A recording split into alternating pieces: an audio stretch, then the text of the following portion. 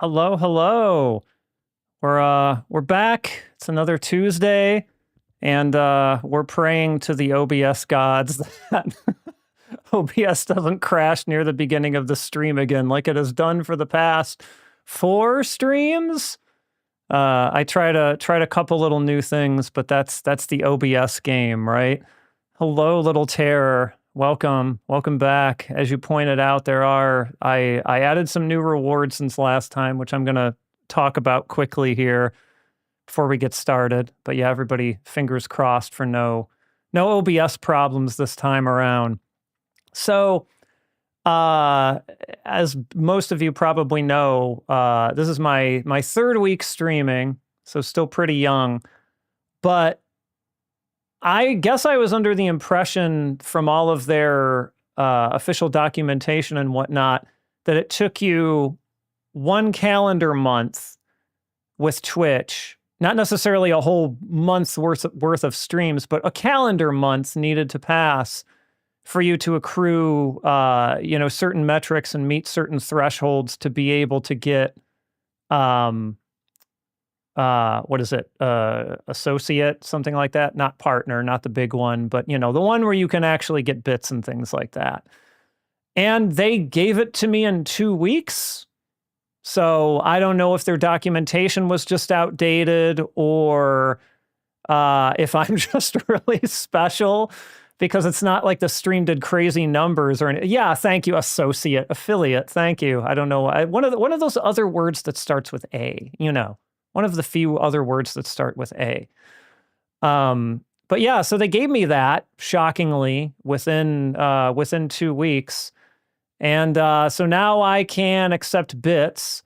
I apparently was already able to get channel points because some folks on the last stream were able to do a couple redemptions, which again, according to their documentation, you can't do until you make affiliate. So I don't really know what's going on. Maybe I could get bits this whole time and I just didn't realize it. But either way, when I got that email, I pulled the trigger. On some different rewards that I had planned. And so now what we have is a little widget on the right-hand side of the chat. If you kind of mouse over it, this is for Twitch, by the way. I should specify what I'm about to say here. So on Twitch, if you kind of mouse over, I'm not 100% sure how it works on mobile, but my understanding is that it does work on mobile. You'll have a couple little widgets. One of them is the Prime Gaming one, and the other one is called Blurp, which will allow you to use bits to play different sound effects that I picked. So from different anime, music-related things, video games, of course, almost all of them in Japanese, and you'll kind of get a little alert on the screen that sort of gives you an idea of what's being said if you don't know. Most of them, I tried to pick just funny things in general, even if you can't really understand the exact context. Yeah, I guess the gaming, the Twitch gods at least have smiled upon me, I guess. And so they have a direct integration with Twitch, and also those same sounds are redeemable for channel points. But they gave me, whereas I can have unlimited number redeemable for bits. Well, maybe not unlimited, but the number is just really, really high. For channel points, I could only pick 5 without, paying Blurp money, which I am not ready to do at this point. So I picked 5 of what may, I guess, be the most general use ones, and I put those in there for channel point rewards. So you can also go to the channel point section and pick from 5, and I added a couple new channel point rewards and things like that. Just some hopefully fun stuff. And YouTube folks can theoretically do the same thing, but the YouTube integration is not as tight as the Twitch integration is. You can't, like, YouTube doesn't have these component slots like Twitch does where you can put a widget over on the side of the screen. So you have to have an extension, a browser extension for Blurp to be able to do that through YouTube. So I have a command, ! Sounds, which should work for Twitch or YouTube, and I'll have that on my rolling over thing on the side of the screen for people who want to know how to do that, is that'll give you at least basic instructions on how to do it. So yeah, I'm not trying to leave YouTube people out. They just make it not as easy for things like this, and so I got to do the best I can with it. And as usual, you know, we got our first couple of subscribers last week. Thank you folks for that. And we got a Twitch panel showing all the emotes that you can get for being a subscriber. Some pixel, some not. All wonderful in my not at all biased opinion. I did not make the emotes, but I commissioned the emotes, I guess. So yeah, that's catch up from last week. A very, very pleasant surprise for me. Glad to get affiliate. It's exciting news. I get to earn pennies on ads now. Yay. Anyway, so today we're going to continue our 80s shoot 'em up gauntlet, our pew pews, as I dubbed them last time, and there were a couple folks who liked the sound of pew pews. So we're going to keep rolling with the pew pews. And we got a few more that I'm going to get through tonight, which, as usual, I may or may not be able to one credit clear. I have confidence in some more than others, but all of these I have messed up on before. I almost certainly will mess up on again. And so and one of them I'm very green at. I actually just started learning the one credit clear, and so it's not, you know, as embedded in me as the other two are. So we're going to see what we can do. Do the best we can. Well, yeah, maybe we do need a pew pew emote. We've got what did I put in here for the regular emotes? I know I have a Vic Viper one. Yeah, maybe maybe I need to I already need to commission more. My God, it's already happening. Give me 1 second here. I do have a Vic Viper one. I'm trying to remember if I put it up yet. Well, we've got Opa Opa. Opa Opa's kind of a pew pew, right? So actually it wasn't Vic Viper. It was a Silverhawk. And I think Silverhawk from Gradius, and I think I might have not put that up yet. But I'm gonna make a note to myself to maybe do something that references the pew pews. That's a good call. All right. So last stream we did, what did we cover? We covered Gradius 1. We covered Fantasy Zone from Sega. And we covered Gradius 1. So kind of what? That would be 85, 86, 87, I believe, if I'm not off on those dates. And so we're not going purely chronologically this time. We're kind of skipping back a little bit in time too, to cover one that I probably should have fit in there last time if I was going to go chronologically, but you know, that it is what it is. This isn't scrolling down the belt. We don't need to go purely in chronological order here, right? So let me get the next game going here. And this game is boom. That's a test pattern. This is Salamander, aka Life Force, as it was released in the US by Konami. So I guess what you need to know about Salamander / Life Force from the start is that this is a kind of a sequel, not sequel to Gradius 1. So Gradius 1 was 1985. Salamander, if I'm not mistaken, was 1986. Yes, July 1986. First option and multiple. Welcome, Starlight Midori. I can't talk today. Starlight Midori Land. Thanks for stopping by over on the tubes.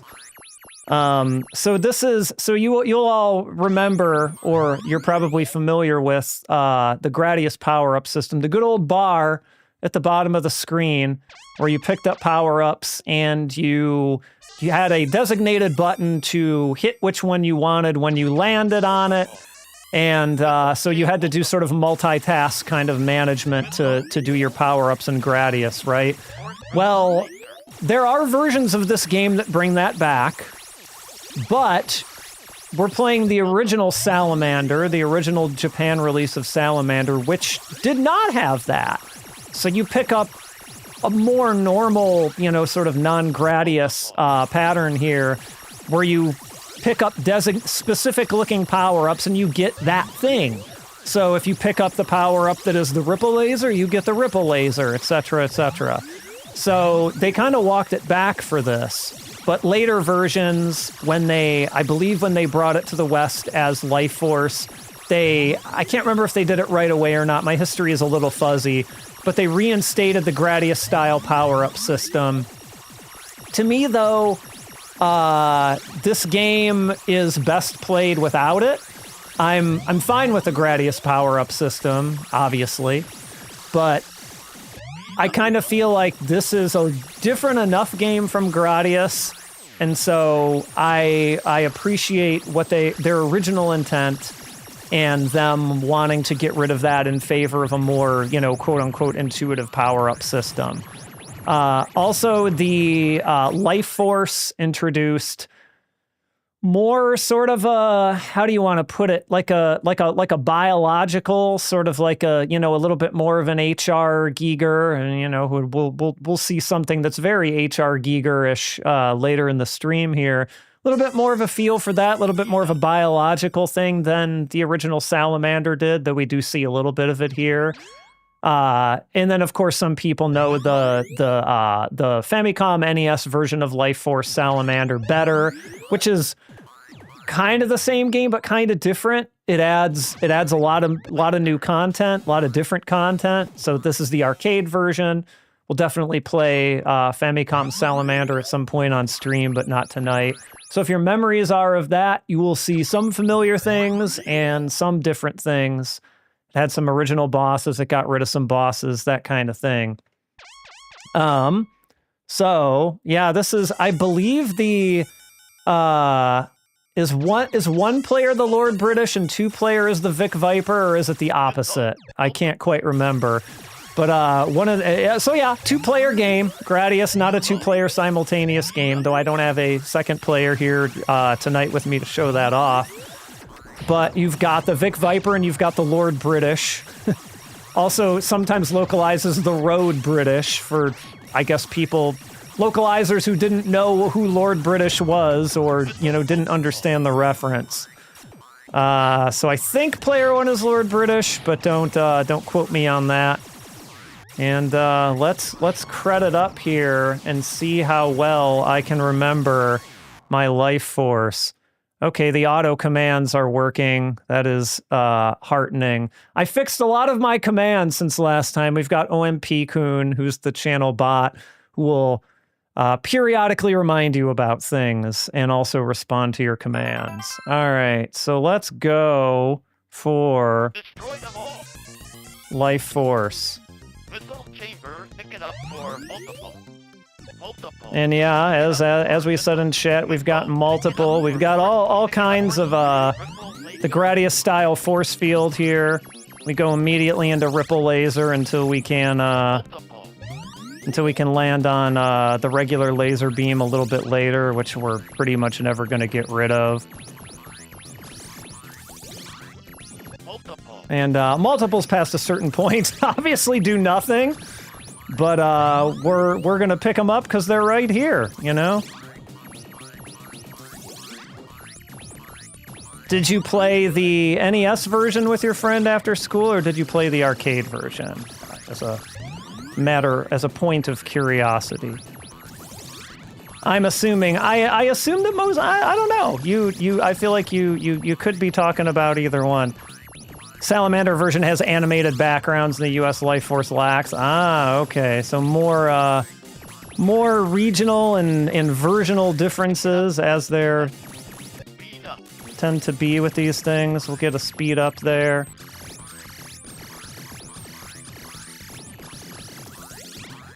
And believe it or not, my Life Force, so I guess NES, yeah. I feel like a lot of people have good memories of the NES version. That's a pretty common thing, I feel like.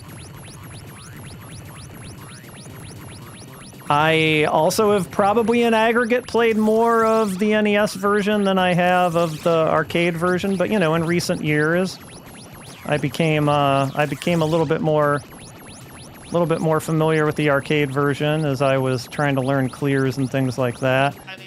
I was deathly afraid of messing that up, because God knows I have messed that up a bunch of times. Yeah, it's a great soundtrack. I also got the vinyl a while back. I don't know how in print or out of print it is these days, but because God knows those video game vinyls, they go pretty quick out of print. I don't like. Okay, good. You're not gonna. And our friendly brain with the eyeball here. We're just kind of shooting him in the eyeball. And now we go up, we go right, or go up, as this is like sort of a combination of horizontal and vertical shooting. Whereas Gradius was only horizontal, right? So you kind of get, you get it all. And now we'll grab our classic Gradius laser here, which will get us through the rest of the game. And I'm going to keep firing these to kind of slow these down a little bit. You can see we're getting some slowdown here. We're kind of using that as a feature, not a bug. Because these asteroids are not unmanageable, I would not say. But they can be a bit of a pain if you treat them at full speed. The power of Salamander. Oh god, that was close. These asteroids are giving me the business here. I don't like this. I don't like this at all. Oh god. Oh. I mean, maybe there's a pattern. I don't want to say there's no pattern, because God knows I could be wrong, but no pattern that I'm aware of. An intruder has penetrated our force field. An intruder has penetrated our force field, as always. Mutant Cylon attacking. Welcome, Nick Gone. Welcome to Salamander. Salamander at the arcade. So I'm trying to point blank this guy sort of as much as I can here. But we do have to dodge all of his shots. And generally what you're kind of wanting to do is like get your options to shoot that beam at him even when he is not directly in front of you, right? So it can be a slow process, depending on how much you're able to point blank him, but I also sort of have a hard time seeing his bullets and distinguishing them from my missiles, which I think is a little bit of a problem that this game has, and so I'm trying to play it a little bit safe, even if it takes me a little bit longer to take care of him this way. Come on, there we go. All right, and so I hope I remember my position relatively correctly. We got some fire coming up here, which is not necessarily going to be very friendly to us unless we're positioned pretty correctly here. So we can kind of skip a lot of these, and I believe we skipped the first 5, so that was 1. And then we kind of move up, that's 2. I have notes I'm glancing at from time to time also, because I haven't committed all this to memory. That's 3. But this is kind of rough if you're moving around. That's 4. And that's 5. And now we move up to avoid the next one, because that sort of perpetually is going. And if you go at it from the back, you're gonna have a rough time of it. And now we should be able to stay down here for the rest of the level and be pretty safe from the flames. And your missile and option coverage, for the most part, just take care of everything for you. Until we get to the boss, which we should be at fairly shortly here. Our our favorite screaming, yelling, screaming salamander boss here, as you'll hear in a moment when we vanquish him. He's this coiling dragon that likes to wrap around us, and so we get in the middle here and try not to make contact with his head. He's going to kind of yell in a minute here. Oh. Sound bites are definitely not. Yeah, NES version had a whole different type of soundtrack. All right, and this is where my ability to mess up really begins. I feel like stage 4 is when this game really starts giving you the business. If you're not careful. So we'll see how well I fare. I'm not making any promises here because I'm not the most fresh on my salamander clear. But we got a lot of stuff kind of coming from the bottom of the stage here. We got a lot of asteroids in very specific patterns, which we'll see in just a moment here. Well, these ones aren't the ones that I was talking about. These are not too terrible to dodge, though God knows I've gotten hit by these before.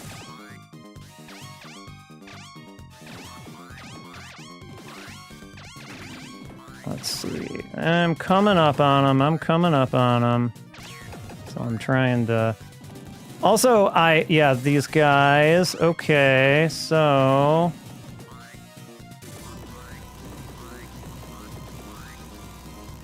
Good. Okay, good. Good. I think I was supposed to take the left fork there, but, or at least my routing has me taking the left fork, but we're gonna hope that I'm not in too much trouble here going this way. I think I'm probably okay.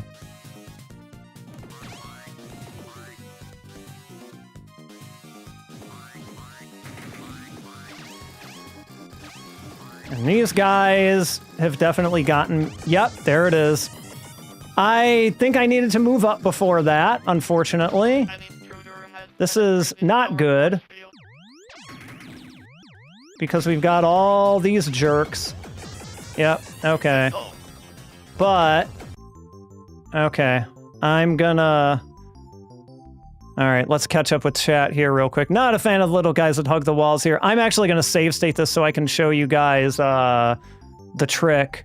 So already we're not at a 1cc, but you know, that's okay.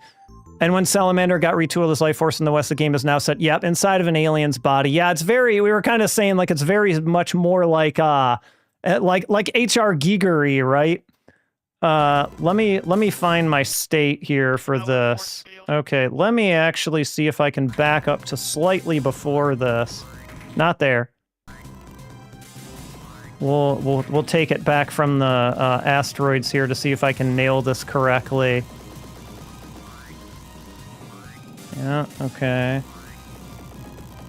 Because I think I know what I didn't do on the asteroids there. Or sorry, on the little guys after the asteroids. I usually take the left path here, though apparently that doesn't really have too much of a bearing on anything in the end. I think that's just how I learn my routing. And so these guys, and then I think we really want to move ourselves up after we get rid of them is the trick. And so what we're doing here is kind of hanging out about here, if my math is right. Let's see. Nope. Okay. It was somewhere in this area. All right, hold on. Hold on. I was just doing this yesterday, and the whole Tower force thing that field. makes this easier is that there's kind of a safe spot. Multiple. But I guess it's a little more finicky than I thought. Or maybe it has to do with how you spawn in here. The Salamander games always kick your butt. Yeah. Field. I thought it was just to the right of this. Multiple. Tower force field. But man, oh man, it isn't actually the spot that I started the save state in, is it? No, it's not. I wonder if it's one of those things where you have to like start shooting or something, and like that is actually what makes this work. That could be it.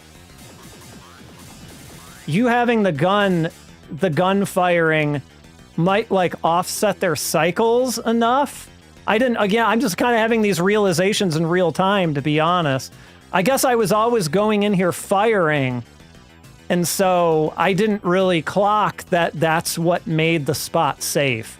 Because you usually go in here firing to take out all the turrets and things like that, right? So you're not really thinking about it necessarily, but I'll have to add that to my notes so I can more successfully once you see this in the future. Because you can do this quote-unquote legit. Like you can line up your lasers with some of these and get them so that you're just moving around up top in like a parallel line. But it's a lot harder, and it's a lot easier to make a mistake. So I tend not to want to do it that way. And now that I understand the trick a little bit better, I can probably be a little bit more consistent. Yeah, I don't, I played the Salamander, the brand, well, it's not brand new anymore, but relatively new, Salamander 3 on that recent Gradius collection. That was a pretty good one. I have not learned to clear for Salamander 2 or anything like that, though that'll happen at some point. I do like some salamanders. Not the actual salamanders, the video game salamanders. And so once we get out of the meteor field here, I think this has a false alarm. So it's like here, and then we go again, and now we go 1, 2, 3, 4, 5, 6, and then we go immediately up here to the top left, so you can avoid all of this. All of this nonsense. An intruder has penetrated our force field. All right, and so now we're going to kind of move down to the bottom of the screen because the boss comes from the other side there. And so now we're just going to point blank this guy as much as we can while still avoiding his shots so that he cannot shoot he has the blue balls that he shoots out as well, if you let him. But the trick is you don't want to let him. So here we go with the last stage. Also huge chance for failure here. But I also have this one save stated, though I will try to do the recovery if I need to. But we'll see where the night takes us. We'll see where the night takes us. And just a lot more like shots on screen here, as you can see, and you've got like these pink things that are kind of like forming right out from under you, basically, which is not fun. And again, it's like real hard to see the shots because they're the same color as your missiles. Oh, anybody recognize that song? It's the Big Core. Oh no. Okay. So I haven't been able to figure this out, but the trick for him is that you get in the middle like this, you tail your options, and so the options hit him. Sometimes it takes him out eventually, and sometimes this happens. I don't know if this has to do with my positions or what, so I think what's happening here is I'm just timing them out. But you know what? We'll take it. We'll take it. And there's 3 of them. Yeah, jams, right? I think this is the most memorable Gradius song. Special release of Salamander in Origins called Power Capsule that unlocked by inputting the... Really? Okay. I haven't experimented enough with that collection, clearly. I know they definitely had some special... Oh, God. Some special, you know, new versions. They have new builds of Gradius 3, for example, which are, I think, previously unreleased. I like to get up at the top for this because it's a little bit easier to kind of blow by all these flying panels, I guess. And then we get our friends... some other good friends coming up here pretty soon that we all love from Gradius, I'm sure. We'll see them in a moment. Oh, God. Yeah, so I can do part of the high-speed section. I don't want to get your expectations too high here. There was a time when I could do all of it, but I can do most of it pretty well. Oh, okay. Well, that doesn't matter. Given where we're at, that's actually a-okay. Like, as you're about to see, we don't... Well, oh, actually, sorry. I forgot there were more Moai heads. Oh, Lord. Okay, so taking out this guy is going to be... Yep. Going to be a pain in the butt. Nope. Okay. Forgive me. I will... save state this back to here and try to do this more properly. We'll get a proper 1cc with this on stream another time, but hopefully we can all agree I did pretty decently. I did better than I thought I would, to be honest. All right, so yeah, options a little bit. Oh, one of the pink things got me.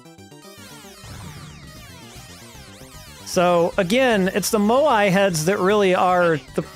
Okay, is that Moai head just going to stay gone? Okay, then this... Oh, nope, nope, nope, nope, nope. Please, sir, please go away. Please go away. Or go up there, that's fine. We might be able to... Come on. Sir, please leave. Okay, I think he might be gone. And so, as most of you know... Gradius final bosses have a history of being completely docile. This guy's not completely docile. He can hit you if he doesn't know that if you don't know that he's coming. And I wonder if you have to shoot out the things or not. Okay, so I guess this is going to be fun because I have no, What happens if I... I've always had missiles here, so I don't actually know... Okay, wow, you can all right, hold on. I was so surprised at that I... All right, okay. Well, check this out, We're gonna, All right. Let me try and show you what this section is supposed to look like here. And not hit the pink things, for God's sake. All right. Yeah, right? The pink things are the most dangerous thing in this game, I swear. They just appear on you so suddenly. I am gonna try and spread out my options as much as I can here from the start to get these fools.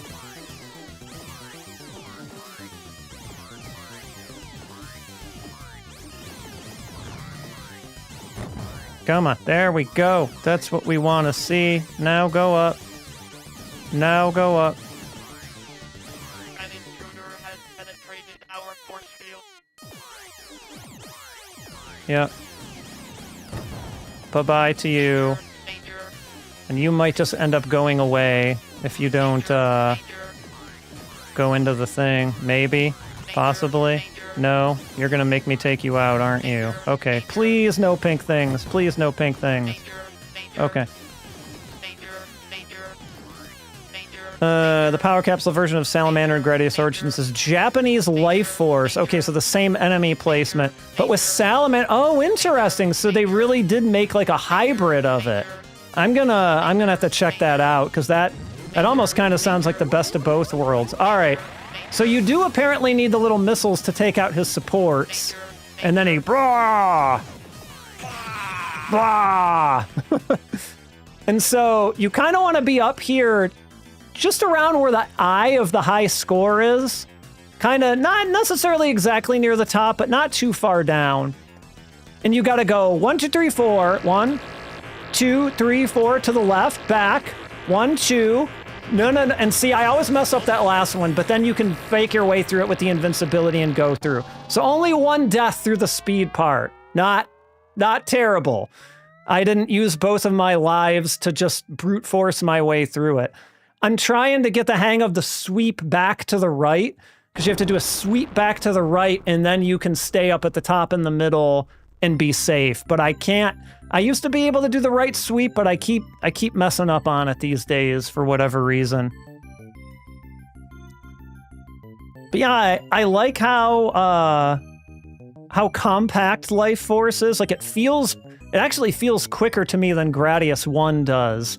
And though, as you can see, there are spots where you can definitely die, it feels like there's a little bit, like, I feel like there's a little bit less risk. Like, I always kind of feel like in Gradius, no matter how much I've played it, you can, you know, still get nailed. I'm not going to do a second loop. But it does have a second loop. Just like Gradius 1, and you got a little bit more of an ending than you did with Gradius 1 though, which is pretty neat. And so now, like we always do, we're gonna go back to 1986 in the pages of Game Machine and take a look and see, okay, we're at August 15th, 1986. We would have been around the same time frame last time when we were taking a look at Fantasy Zone. But we like to take a look at this industry publication Game Machine. We like to take a look at their rankings because they have rankings every 2 weeks to see where the game we're playing fell. And also just kind of take a look at some of the other interesting things that end up appearing in the pages of Game Machine, right? So like, it looks like SNK, let's zoom in on some of these, even though they're black and white images. It looks like SNK had like an exhibition of some of their new products. And we can kind of see if we get close enough here. I don't know how well that comes up on stream, but there's Athena signage here in the background. And it looks like they may be playing Athena on a cocktail or a table style cabinet here, as still would have been pretty popular at the time. So that's neat. They're heavily featuring Athena in their exhibition here. We also have some other stuff on the Famicom Disk System in here, but what is this? So Tokyo Disneyland, the world's first Cinderella Castle mystery tour. So you've got like a evil skeleton sort of guy over a cauldron. That caught my eye, and I wasn't sure what this was, but now looking at it, like, okay, it's a Tokyo Disneyland thing. So that was 1986. I don't know if the Cinderella Castle mystery tour is I don't know if we have any Disney heads out here. I've been to Disney World in Florida on 2-3 occasions in my entire life. I've never been a huge Disney World guy, but I've gone a few times, and I certainly haven't been to all of the attractions. So I don't know if that's a thing in more places. But what else do we got here? We got some Sega stuff too. Let's zoom in on this here, because looks like we got maybe some hang-on cabs. Let's take a look at the hang-on cabs. Bob and Henry talked about it on the Cinderella Castle thing. Interesting. Okay, I did not know they covered, I guess cartoon related. So yeah, it makes sense in general. Now that you say it, yeah, that makes sense. Let's see here. So this is an expo that Sega was holding in Osaka, and this was 86, so this would have been, I believe, not super hang-on, but it would have been hang-on. Looks like we got some hang-ons there. Sit down, hang on right there. We've got maybe, that's also looks like a hang on. I'm not sure if this is a whole room full of hang ons or not, but it looks like there's a good chance it probably was. Pretty cool. All right, let's zoom out a little bit more to traverse down. Oh, all right, hold on. I can't. Hold on a second, Athena. You can wait a minute. So I'm very, as a person who worked in an arcade, in an American arcade, mind you, in the late 90s, and we did not have a ton of these, but we did have some of these kind of like, you know, kids attractions, right? Little rides and things like that for the kids that were passing through the mall arcade. And of course, America doesn't really have a metal game culture like these. At least not by that point they didn't. So we've got some different metal games. But what I wanted to look at were some of these. We've got the Family Taxi. So this, I mean, they're in there pretty tight, right? You can tell. But that would have had to been still a pretty roomy attraction to fit a family of 5 in it. Oyako de kaiwa shinagara norareru tanoshii norimono desu. So it's a fun vehicle that you can ride on while you all talk together as a family. So oh God, the DoorDash driver shows up in the Family Taxi. Oh, please. I would love that. Not a functional vehicle, I suspect. So it would be really, really interesting if the DoorDash driver did show up in the Family Taxi. But we can hope. We also have the Family Densha, the family train, which looks maybe even a little bit more roomier. It is apparently the ride that all the children want. You know, those Japanese children are train crazy. That's probably a huge generalization, but probably also partially true. And even more, you get I don't know, would you call this a dirigible? Like what? Like an air balloon? The YY go. So like the air balloon that you might have. So in Japanese, they put this kanji go after, like when they're naming, other things too, but like when they're naming a vessel.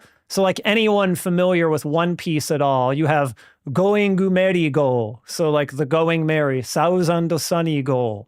So like the thousand sunny. So you would call it like the YY, or like the YY is sort of like, you know, excitement and onomatopoeia to convey excitement. So the YY go. So lots of fun kids rides, I suppose. And let's see what else we got here. We've looked at this on one of the previous streams, but we got, makes sense given that they were advertising SNK's exhibition that they were giving for some of their new games. So we got an ad for Athena. This would be the arcade version of Athena, not the much derided, and for a good reason, NES version of Athena. I would argue the arcade game not amazing either, but I would definitely rather play the arcade game than the NES version. So I don't think there's too many people who would agree with or disagree with me about that. And you've also got a little diagram here showing Athena's like her ultimate equipment layout, Saikyo Buso. So like she's got, the flame sword, she's got the dragon helmet, she's got the Pegasus wings, the shield and the hero armor, the Icarus shoes, all these things. You asked your friend how the NES version is, and he just sent me his copy because he didn't want it. Oh God, charity is a charity copy of Athena on the NES really charity at all? Is the question we really need to ask ourselves here. I would argue that your friend was inflicting harm on you more than doing you a favor. Exactly. With friends like that, right? Who really are your friends when they're giving you copies of Athena for the NES and Athena's Wonderland, as this is called here. And so the tagline here posits, assuming I'm reading that kanji correctly, which I believe I am, but let me just fact check myself live on stream here, because some of these kanji can really look the same even after you've looked at them for a while. Yes, I was right. So will Athena overcome anger? Athena wa ikari o koeru ka? So I don't remember really what the story conceit of the original Athena is, but I don't remember if it explicitly had anything to do with her overcoming anger at all. But yeah, there we go. Can she overcome anger? We'll never know, because I don't know how many people there are who have one credit cleared, much less cleared the arcade game, but I sure haven't. Admittedly, I haven't given it a real honest try, but maybe one day. Maybe one day. We've got some amusement park stuff here, which we won't camp out on too much because I want to get to the rankings. Different types of cabinets. Yeah, people often associate, Japanese style cabinets as being like the Astro Cities and the Blast Cities and your Segas and whatnot. But there were a lot of just these sort of cabinets that were, kind of the same form factor, but maybe not as stylish. What else have we got here? Control panels. These are always fun. These are always a lot of fun. So this I encountered the first time at the Galloping Ghost. Karori-kun versus Moguranian. So like Calorie-kun. And I believe it's been a minute since I played this, but like I think he's eating, like your job is to sort of consume calories as you like go through these mazes, versus I don't know how you'd translate Moguranian, like the Molians, I guess. This race of moles with like extremely sharp teeth, all wearing sunglasses. You've got Action Fighter from Sega. Your digital, your Dr. Swing, your sort of digital golf lessons. I don't think Dr. Swing still exists today, but certainly similar golf apparatuses do.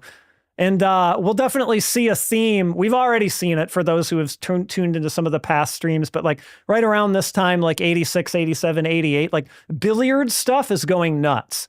Like there's advertisements for all these billiard tables, and like there's a bunch of billiard games in the rankings, including Data East Side Pocket, which we're seeing an ad for here. So it's the new wave of billiard games, according to this ad here.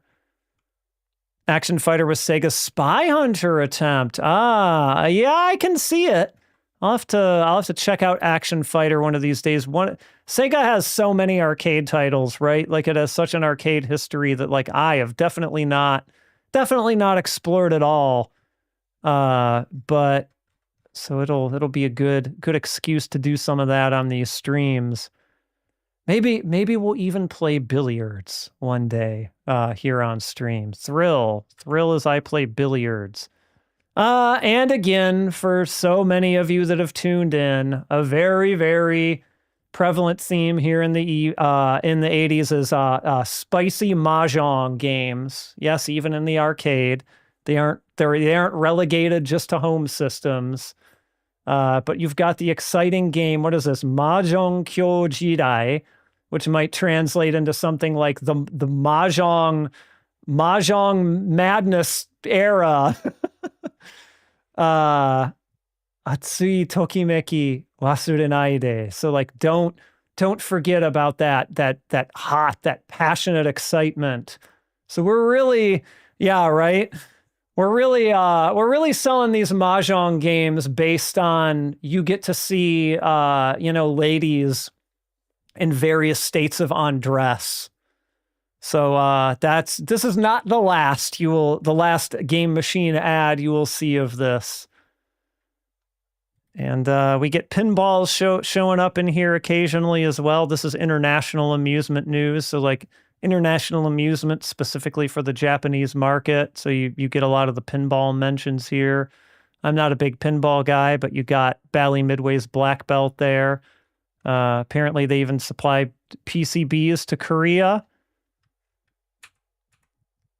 Let's see. Anything we want to camp out here? Not really. Not really. We're almost to the rankings here. And here we are. And in fact, before we go to the rankings, we even got a Life Force Salamander ad down here in the corner. Let's zoom in a little bit on the rankings, shall we? All right. So, as usual, over here on the left, we've got the table cabinet style rankings. So most games, unless they had a specific upright version or, a cockpit type game, those go over here. So at this point in Japan, the default was still to put your board into a table style cabinet. Uprights did exist, but they weren't the norm just yet. So for now, we kind of see just your standard video games shoved in over here on the left column. Nothing stopping them from putting them in an upright cabinet, obviously, but this was definitely, before the days of that. We have Arkanoid actually at number 1, holding on from last time. So this is its previous play. So this is at least its second week, holding on at number 1 for Arkanoid. So those block breaking games, they've been hits historically, and Arkanoid was really no exception.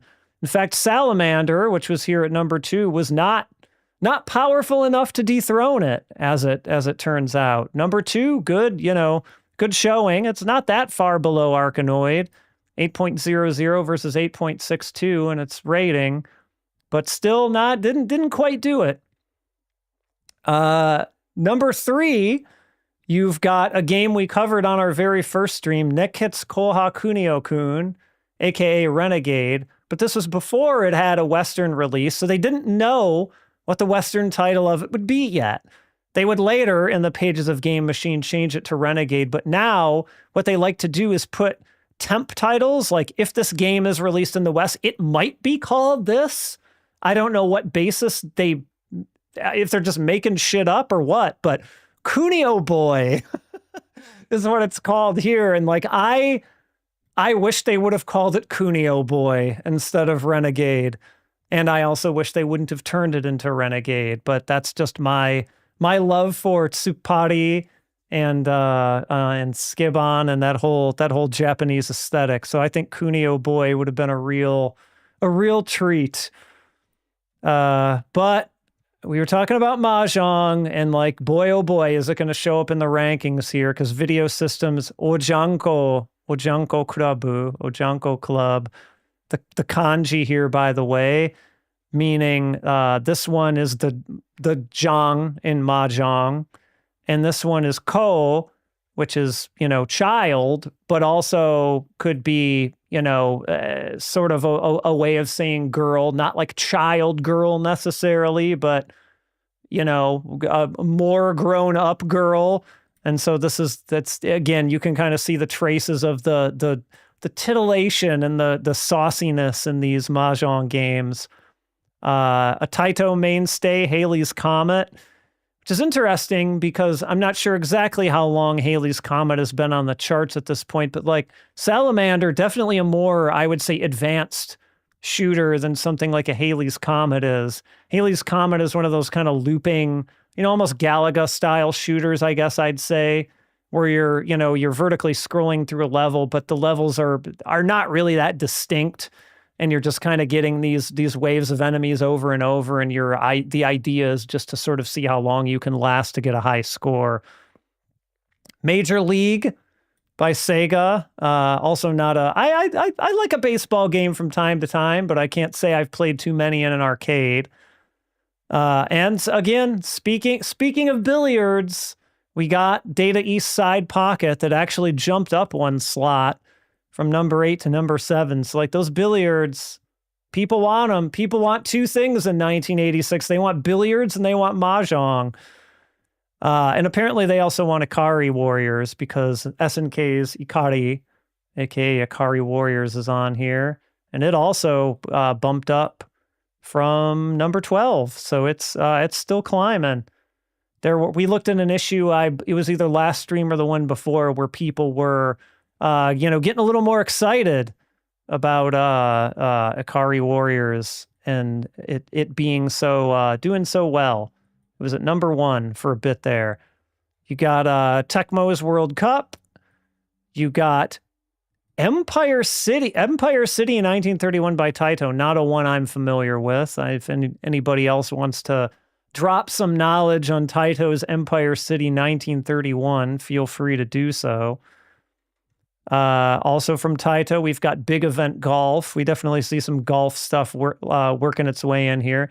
And all the way back from 1985, so, a year-ish here, we've still got Gradius hanging on at number 12, despite its ancestor coming in. It's still hanging on. Gradius has done well, really well for Konami. But it's probably the first time it's left the top 10 since it's come out, judging from the fact that it went down from 10 to 12.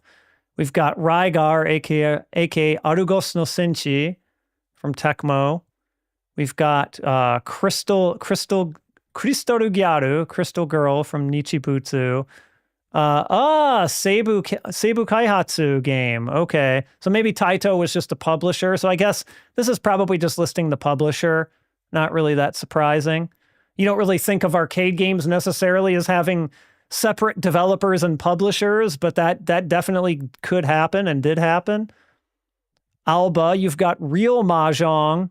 I don't know if Real Mahjong and also entails women on dressing, but you've got everybody's favorite arcade wrestling game, Dump Matsumoto, a classic that had pro wrestling or some kind of the Master System port was the one that had the wrestler holding his own head on the Western box art.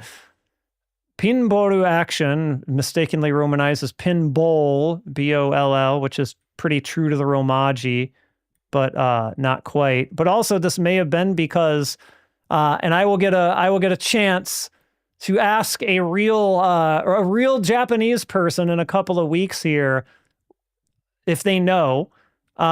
Here, just as an aside here real quick, you can see they have a pinball section because you can see there's a lot of like Williams and things like that. These are all pinball machines, but they call it flippers.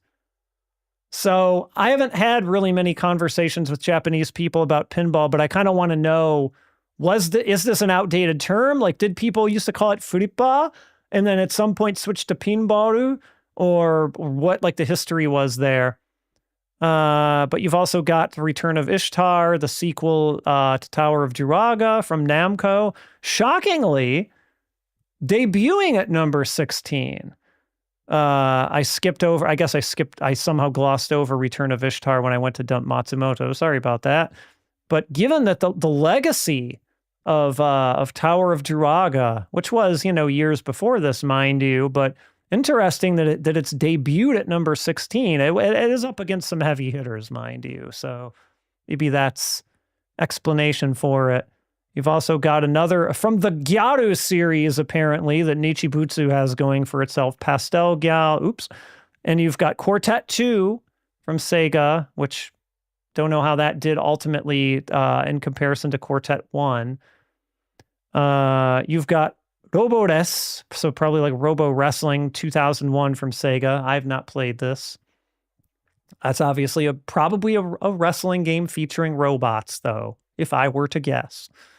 You've got Mr. Goemon, which is, the very first Goemon game, which I think maybe the only Goemon game to get an arcade release ever. They would really change from this after Mr. Goemon. Darwin 4078 from Data East. You've got Sega's Wonder Boy on here, the arcade version. And you have Fantasy Zone, which was pretty high up there in the charts in 1986 when it came out. But by now, you can see it's kind of dropping off here. So that's a look at those. Let's just take a peek real quick before we move on to the next game at our upright and cockpit games. these didn't tend to move. You didn't have a ton of these back in 1986. They were just really sort of starting to come around. So you do tend to see the same ones stick around for really long periods of time. So you have like Enduro Racer, also known as, I think Enduro Racer had different names in different places. But the wheelie type, which is probably the deluxe one. You've got Super Sprint. So lots of racing games on here typically, especially around this time. You've, of course, got the Deluxe Space Harrier, the rolling type, the one that actually moves. You've got Thunderceptor from Namco. You've got good old the ride-on type for Hang-On and the sit-down type for Hang-On right next to each other. And then the sit-down type for Space Harrier.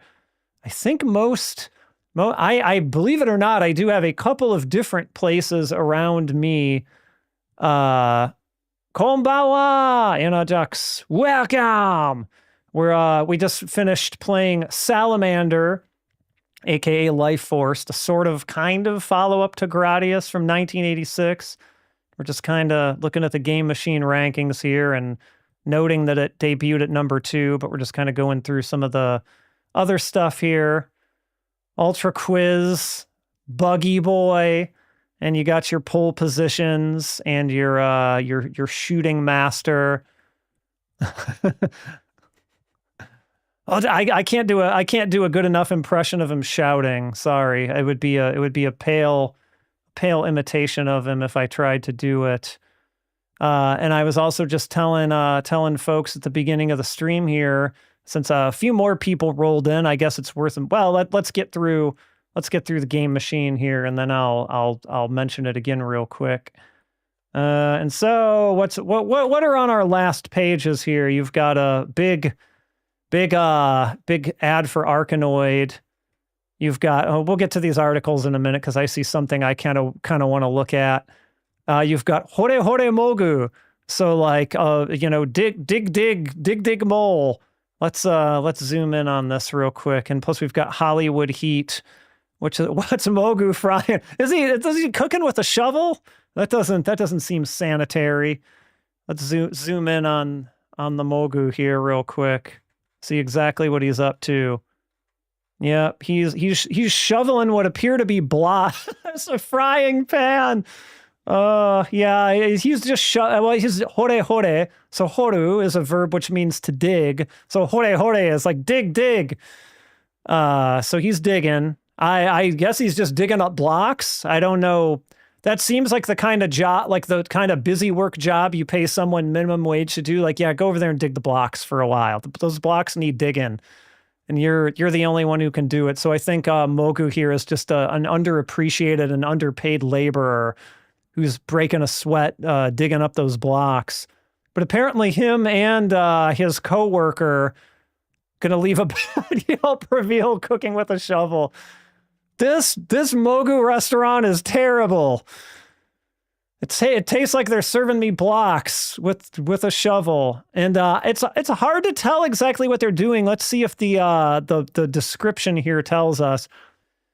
So you can play 1 or 2 players simultaneously. That's cool. Kawaii mogura ga botan o osu to jidou teki ni kagami konde skoppu. Okay, so I won't read all this in Japanese, but basically it's saying like when you press the button, the cute moles automatically take their scoops and scoops, shovels in this case, I guess, and dig. So the controls are one button. It's one button controls, so it's a very simple game to play. So I guess if I'm guessing, it's a race to see who can like dig up more faster. Sir, there's a worm and blocks in my potatoes. Oh, I'm never coming back to this restaurant again. This is the worst experience I've ever had. So, hore mogu. Unless someone managed to emulate a version of this, which would obviously not be the same as oh. Yomikata. Yomikata wa wakarimasen kedo. Welcome. Thank you for joining the stream. We are looking at Game Machine. And unfortunately, we won't be able to play Hore Hore Mogu here on the stream because I do not think we can find a version of this in good repair anywhere anymore. But I did want to look at something here very quickly in the obligatory overseas readers column to see what's going on, because apparently Sega has taken legal steps to prevent Korean counterfeiters, which Korea is not usually the country you hear about counterfeiting things, but yeah, first time for everything, I guess. More than 10 counterfeits against Sega. I think I saw something about counterfeited. Its staffs also confessed that they've counterfeited 45 units of Hang On. So Hang On, as we saw, would have been pretty popular around the time, and so they're rising up to get those Hang On dollars, I guess. A Trouble Kids board game somewhere with Mogu in the bubble. Yeah, was it? Yeah, Trouble. Yeah, Trouble was the name of it. My brain didn't parse that correctly, but yep. Good old Mogu. I wonder if he made it into any board games. So apparently some real counterfeiting problems from Sega here, or for Sega here, rather, in 1986. And what do we have at the end here? Rush Crash from Capcom. Not a game I know. Zen Soryoku de Buchikire. So, go full speed. Do it at full speed. All right. So that is the August 15th issue of Game Machine, and that's what happened with Salamander. So real quick, before we go to the next game, I just want to recap for some of the folks that just joined. So since last time, short version of the story that I told a long version of at the beginning. Since last stream, I got affiliate, which I didn't think I could do in only 2 weeks, but maybe Twitch's documentation is outdated. Don't know. Which allows the use of bits. And I guess I had channel points before, so whatever. But so for Twitch folks, if you're on a browser and you hover over the kind of right side of the stream, you'll see a couple of widgets pop up. One of them is just a reminder that you can use your Amazon Prime, your free Amazon Prime sub here, which you're under no obligation to do that, but I figure it's a widget I can put in there. I might as well do it. But the other widget is called Blurp, and it lets you play different sound effects that I've picked from different anime, games, music-related ones for bits. And you can do exclamation sounds if you want to get more information on how it works. A nice explanation will come up for you in chat there if you do that. You can sort by categories and all sorts of different things, though the initial screen that comes up is favorites. Also, if you go to the channel point section, I was able to take only 5 of those, so I picked kind of the most common use 5 ones, and you can also use channel points to play those through Blurp as well. To unlock more of them as channel points, I have to pay Blurp more money than I want to pay them. So for now, I might rotate in and out the 5 ones that are used for channel points. But for now, I priced the pretty much every sound at 50 bits, which I think is not too crazy, in my opinion. 50 cents to play a song. So if you want to do that, a song. They're not songs. They're not that long, I promise. A sound effect. And so for the folks on YouTube, you also can. It's just a little more complicated because Blurp doesn't have that tight integration with Twitch, because YouTube doesn't really have the idea of like components and widgets and things like that. So you have to download the Blurp browser extension, which is available for all major browsers, and sign in. And like you can if you sign in during the stream, like you earn these weird blurp channel points for, watching through YouTube. And also you can buy like blurp bucks or whatever. It's a little more convoluted through YouTube for sure. So again, totally optional. Up to you if you want to have some fun with it. If you don't, that's totally fine too. But speaking of fun, I didn't. So, well, first I'm going to meet my obligation. So thank you, Enerjax, for the water. But then I'm going to explain why I called it that. It's delicious. All right.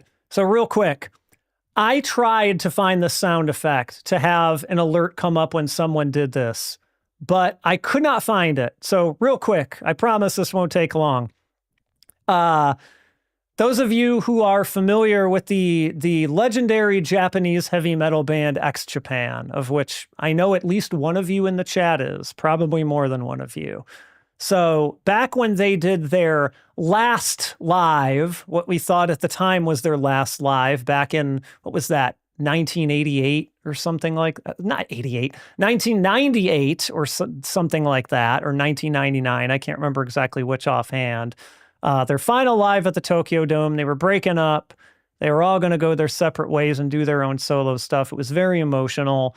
But so before I got the official recording of it, a friend of mine got like a bootleg copy, like a bootleg DVD copy of it off of eBay for, a fraction of the price of the real thing. And so that was my first time watching it. And it was like a slightly different recording, or it had less edited than the official recording ended up being. So at the end, as happens in a lot of Japanese concerts, the band is on stage. They're kind of doing their victory lap, right? They're walking all around the stage, waving to the different parts of the crowd, so everybody can see them, et cetera, crying in the case of X Japan and all this, right? And so I swear I did not imagine this, but this is not on the official recording of the last live. At that part of the live, when the band is on the stage, Toshi, the vocalist for X Japan, has it's either bottles of water or he's just taking cups of water and throwing into the crowd. I can't remember exactly what, but he's shouting in English, "Water, water."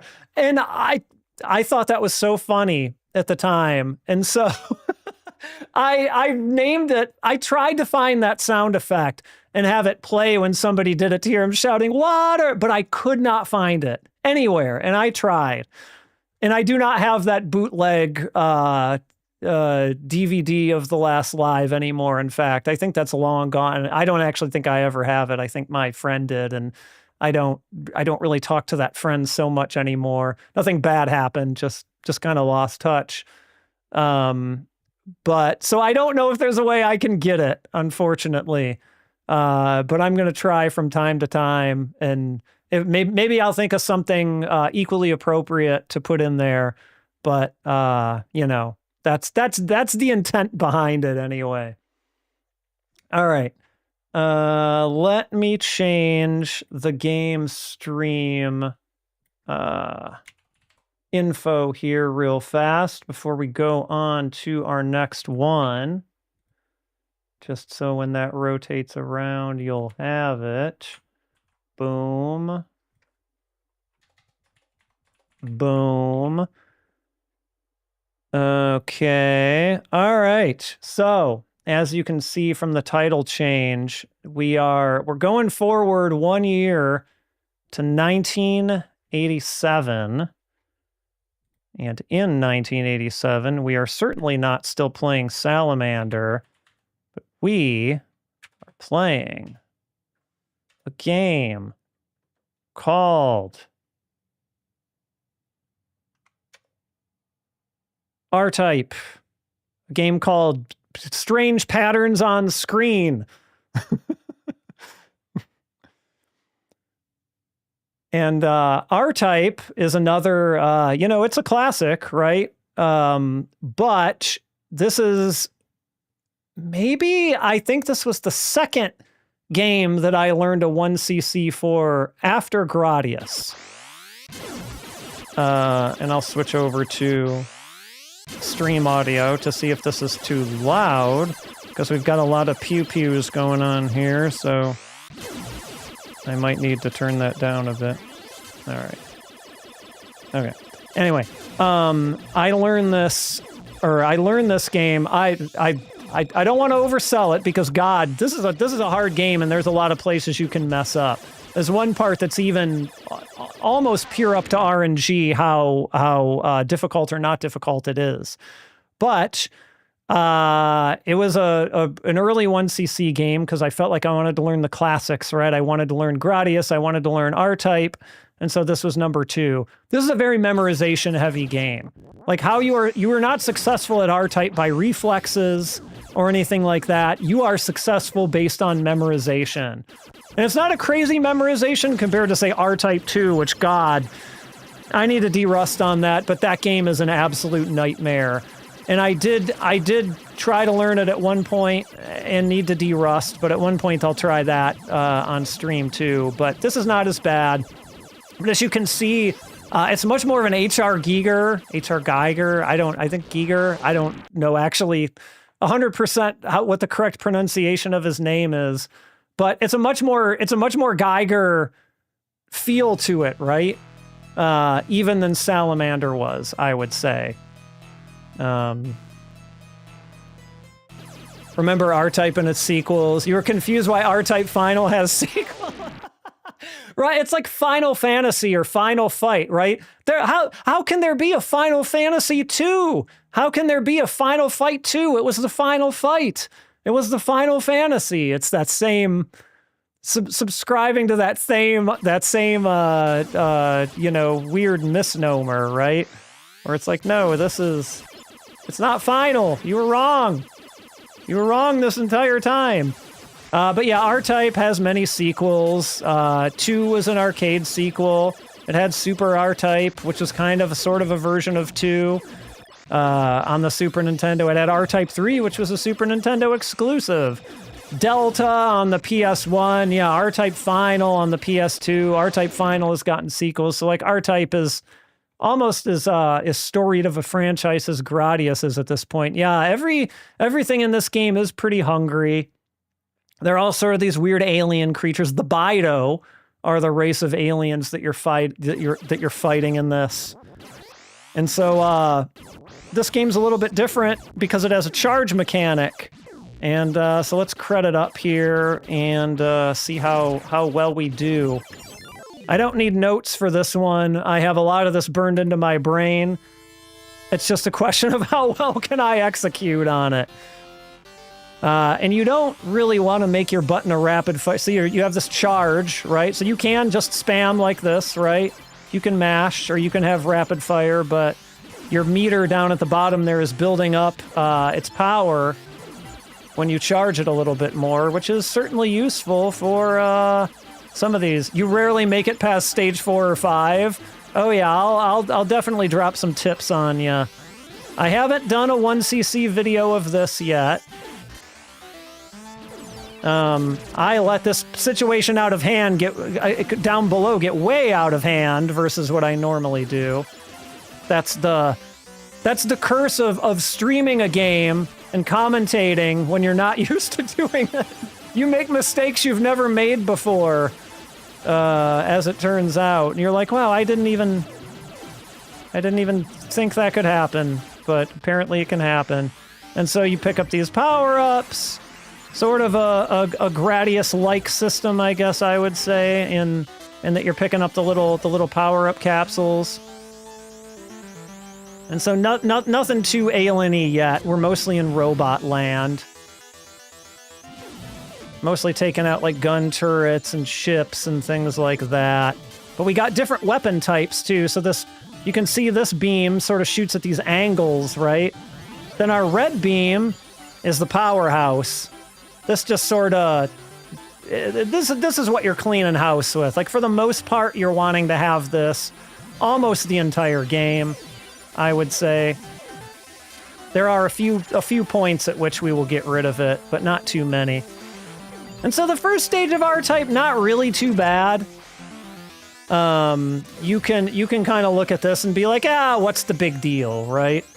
But our first boss here is very memorable, arguably the most memorable boss in the game. This is Dobe Keratops. You can buy model kits of him and the whole deal. He is as famous as the big core in Gradius, I would say. And so what I've done is I've injected the pod into his chest cavity and kind of burned him down real quick there by releasing that and getting up to a safe spot, and he was dead before I could even comment it.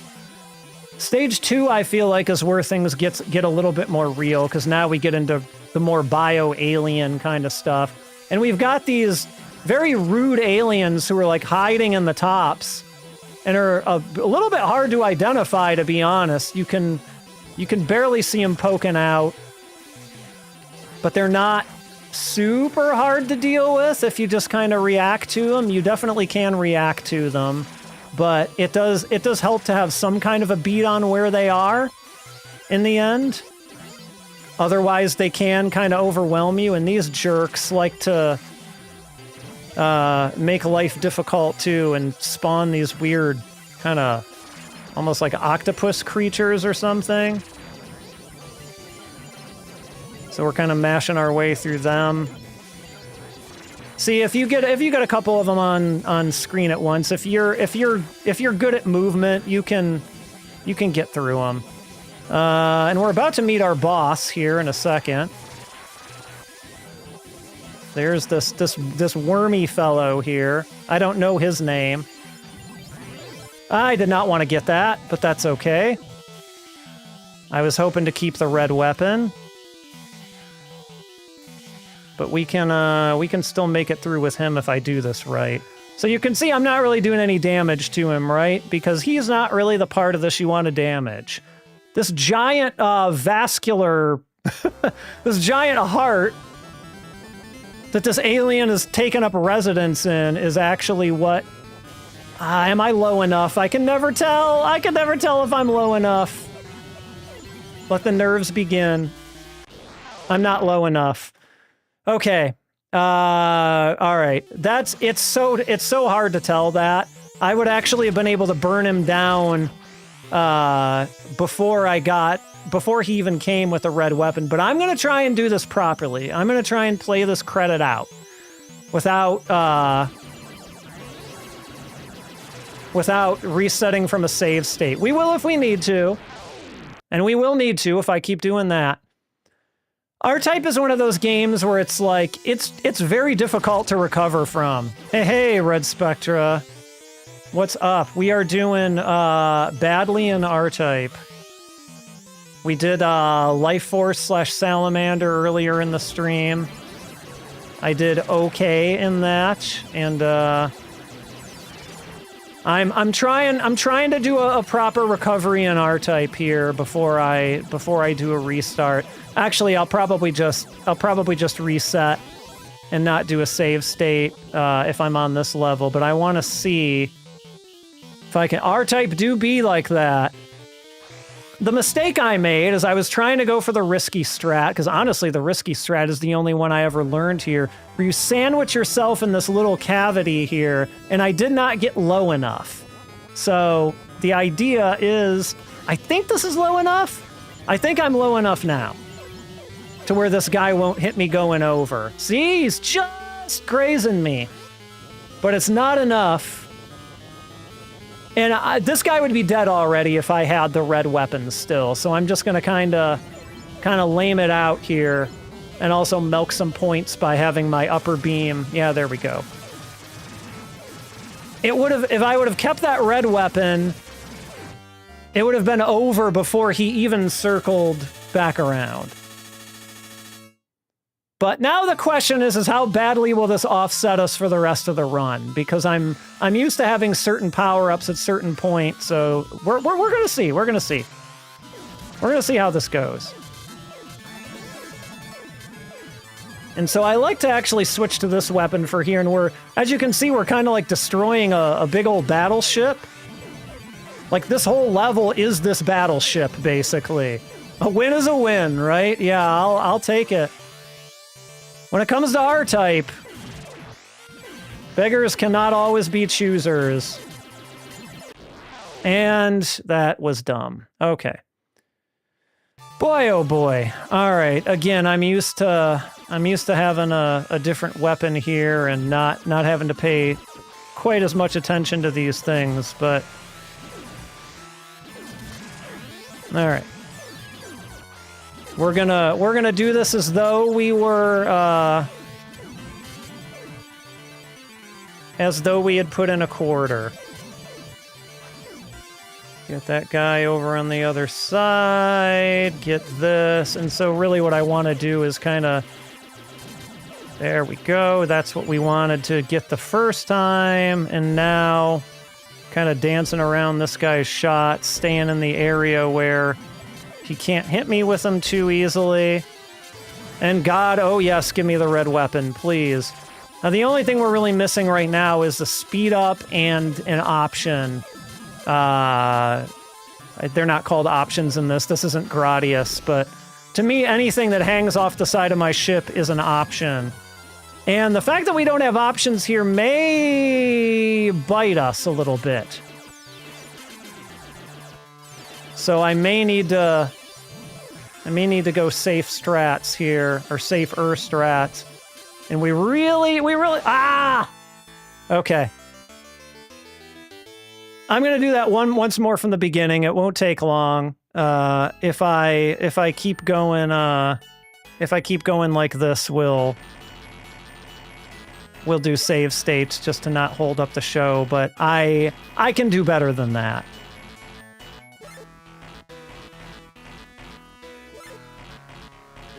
We'll like initial ourselves properly here, even though this is not any kind of a great score. All right, one more. No, I don't want to actually continue. I wanna reset this. But some of the later levels, I definitely want to show y'all some of the later levels because they are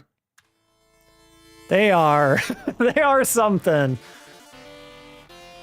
Like, I feel like knowing what comes next, like even level 3, though you wouldn't have been able to tell from my play just now, is not really that bad, ultimately.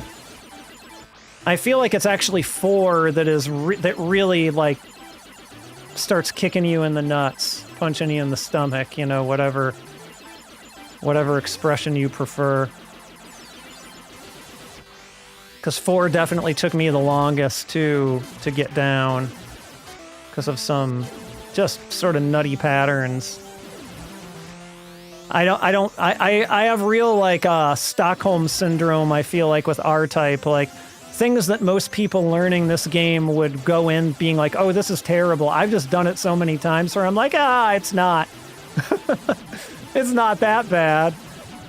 And I've forgotten just how much of a pain some of this stuff is to learn for the first time. I did not want to get that there. Oh, well.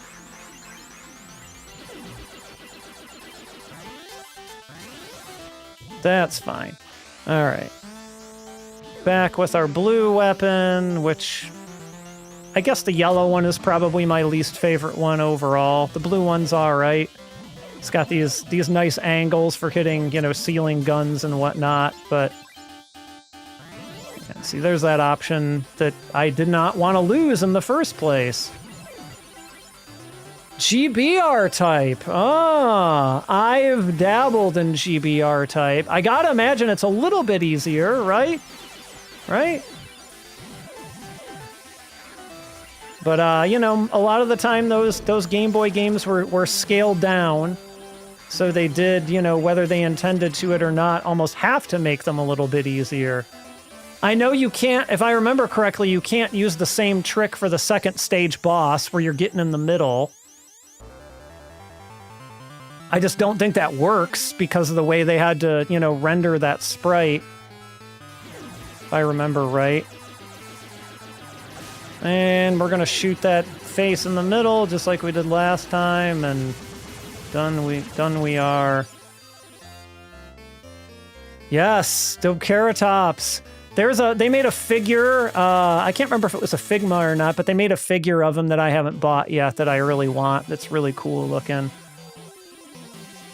I love Dobkeratops. Dobkeratops and Dobkeratops, Big Core, and King Fossil are like the shmup trio. King Fossil being my number one. I won't lie. Hard to beat Sea Life, I guess, for me, but Dobkeratops is and Big Core are up there certainly for how iconic they are. Alright, where are you fools at? I thought one of you was right there.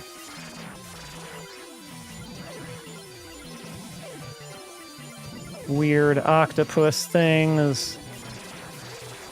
Get out of the walls. Those are my walls. Alright, I'm gonna try this time to not pick up that blue weapon.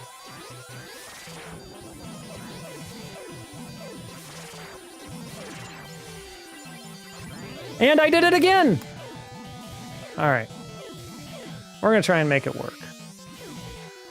Just gotta get my position right. It's tough because when you're avoiding his shots and you're going inside of him, I really need to work on a better way to do that.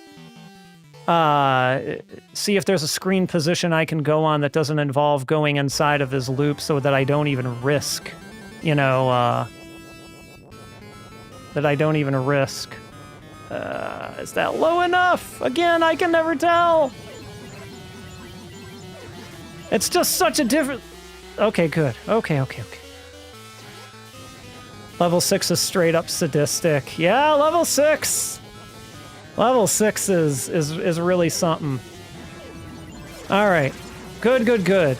Even though I got the weapon I didn't want, that we'll be able to fix that in just a second. So that went much more as planned. Yeah, those 5, 6. Yeah. Okay. Honestly, I think level 5 is really rough too. Like where you've got the big moving. They're not blocks. What would you call them? Kind of like they're sort of blocks. I don't know what they're actually supposed to be, but yeah. That is, it's just memorization. Like, that's all it is. And, like, I don't think that having to memorize your way through a game is, like, good game design or anything like that. I'm not going to sit here and claim that. But, like, that's what you got to do with R-Type. If you're, you know, meeting it on its own terms, right?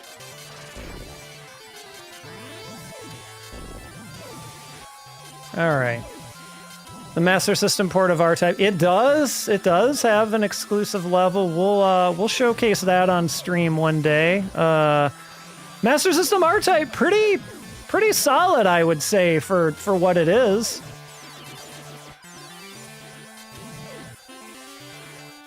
All right. This is a risky spot because you can get hit by the gunfire. Oh boy, can you get hit by the gunfire. And so what I usually like to do... What hit me? Okay, apparently a bullet. Apparently I got hit by a shot there. Was focusing too much on my pod, I guess. All right, we're still going to try and pull this off. If this one doesn't work, if I have to end up restarting on this, I'll save point it just so we can get on with it. But we're gonna we'll try and do an honest recovery here. Forget it. We don't need to worry about that right now. Those guys are all gonna be fine. They're gonna do great. Oh God, come on, pod, come back to me. There we go.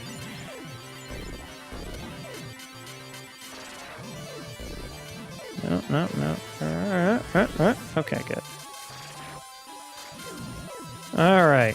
So we're down an option, but again, that's theoretically is workable.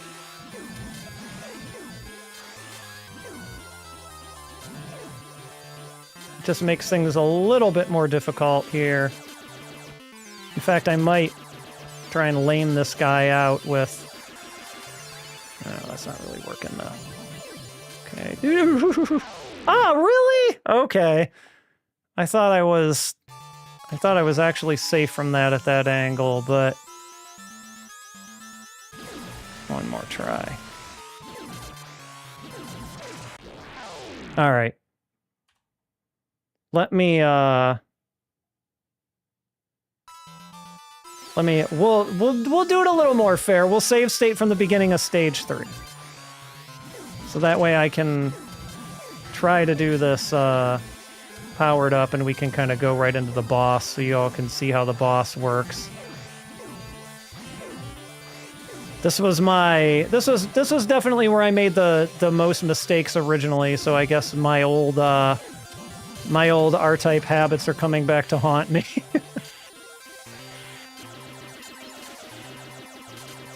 Get that force pod stuck up there and take those out. Yeah, you can do lots of like neat jagged teeth.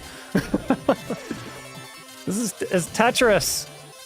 Jagged teeth. We don't like to see them, just like we don't like to see them in Tetris.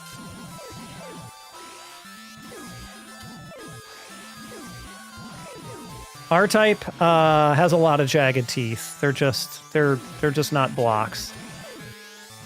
They're actual jagged teeth. All right. Oh, for God's sake. All right. Do I have a save state around this guy? Let's see. Let's see if I do. All right, we do. Okay. All right. This is what happens. You get this very phallic, extremely phallic boss. But you kind of get in here and do that, and he's done.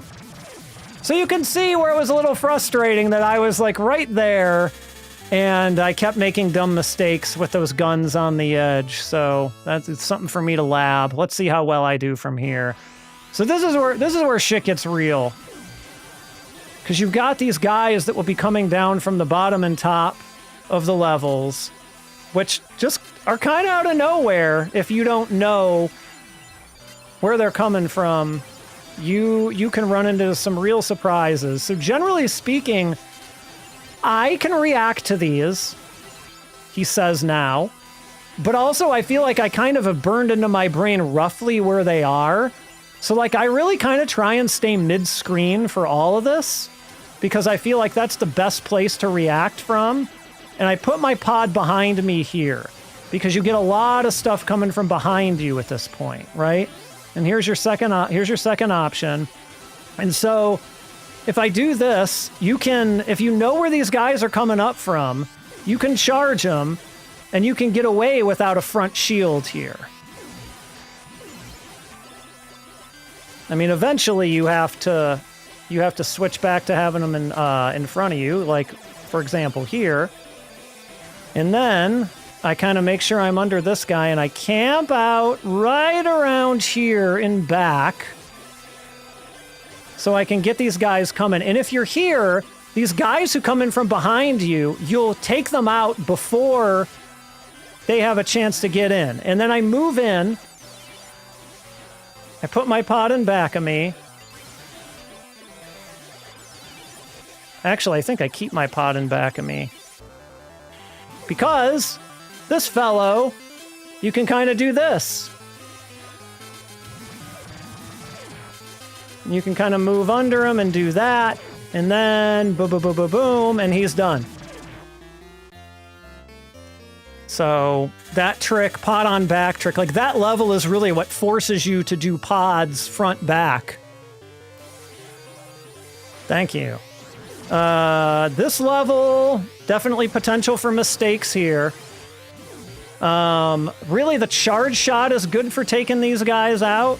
Like if you hit them in the head, these centipede guys with the charge shot, like they'll break apart right away and then you kind of mash your way through their remains. But the problem is those guys, you just saw one, the guys who like to come up from the top off screen will mess you up if you don't have some idea of where they're coming from and when. Or see, like that guy. And so sometimes you got to loop around them so that they don't just immediately wreck you. And then you got all these lasers, and so you're really just kind of... And then there's another guy from the top. you really get into like pattern memorization territory in a way here that can just drive you crazy. So far, doing okay. And there's a spot right around here-ish. I'll correct myself if I need to, where you can kind of be in between the lasers of some of these these ships that are coming up. No, no, no, no, no, no. No, sir. You're not going to do this to me. Nice, just like that. And be ready to deal with these guys.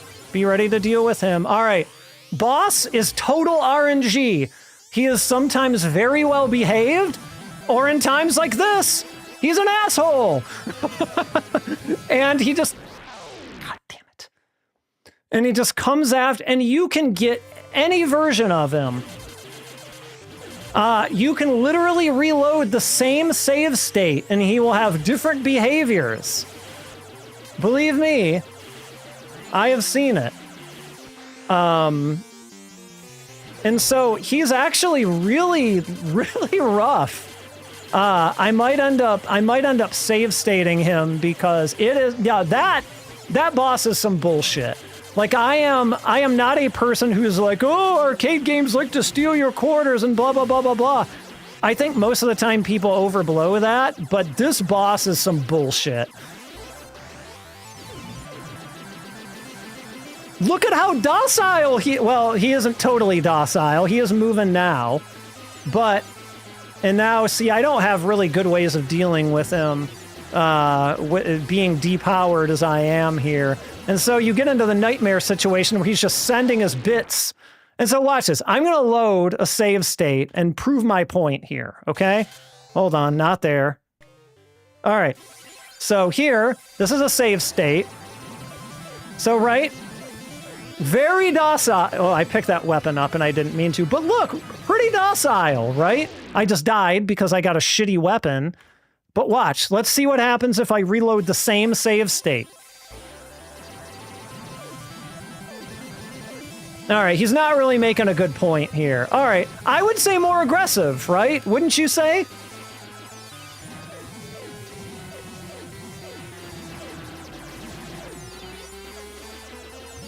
So this is like the kind of nonsense you get from this guy.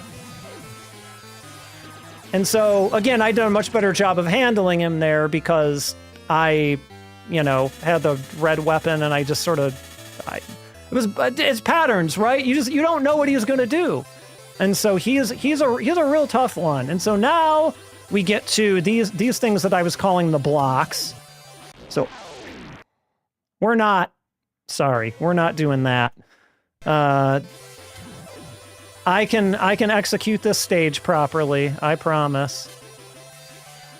But please allow me to have a chance to and so what I like to do here, yeah, right? He does have 100. Is I like to hug these dividers as much as I can, right? And I had to memorize this. I had to memorize the patterns of these. I honestly cannot give you any better tip than you just have to memorize what comes out when and learn how to hug these.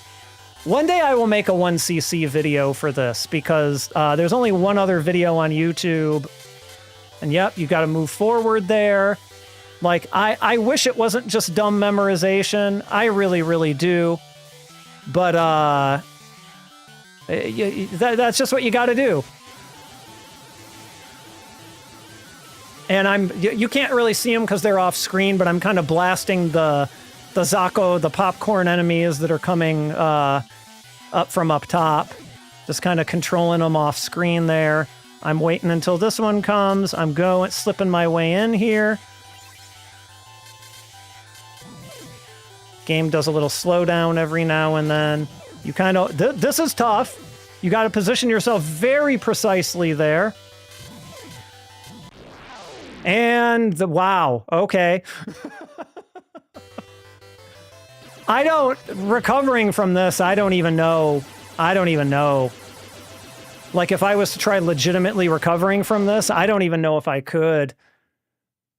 Make a deck just based on... Wait, in the Yu-Gi-Oh card game?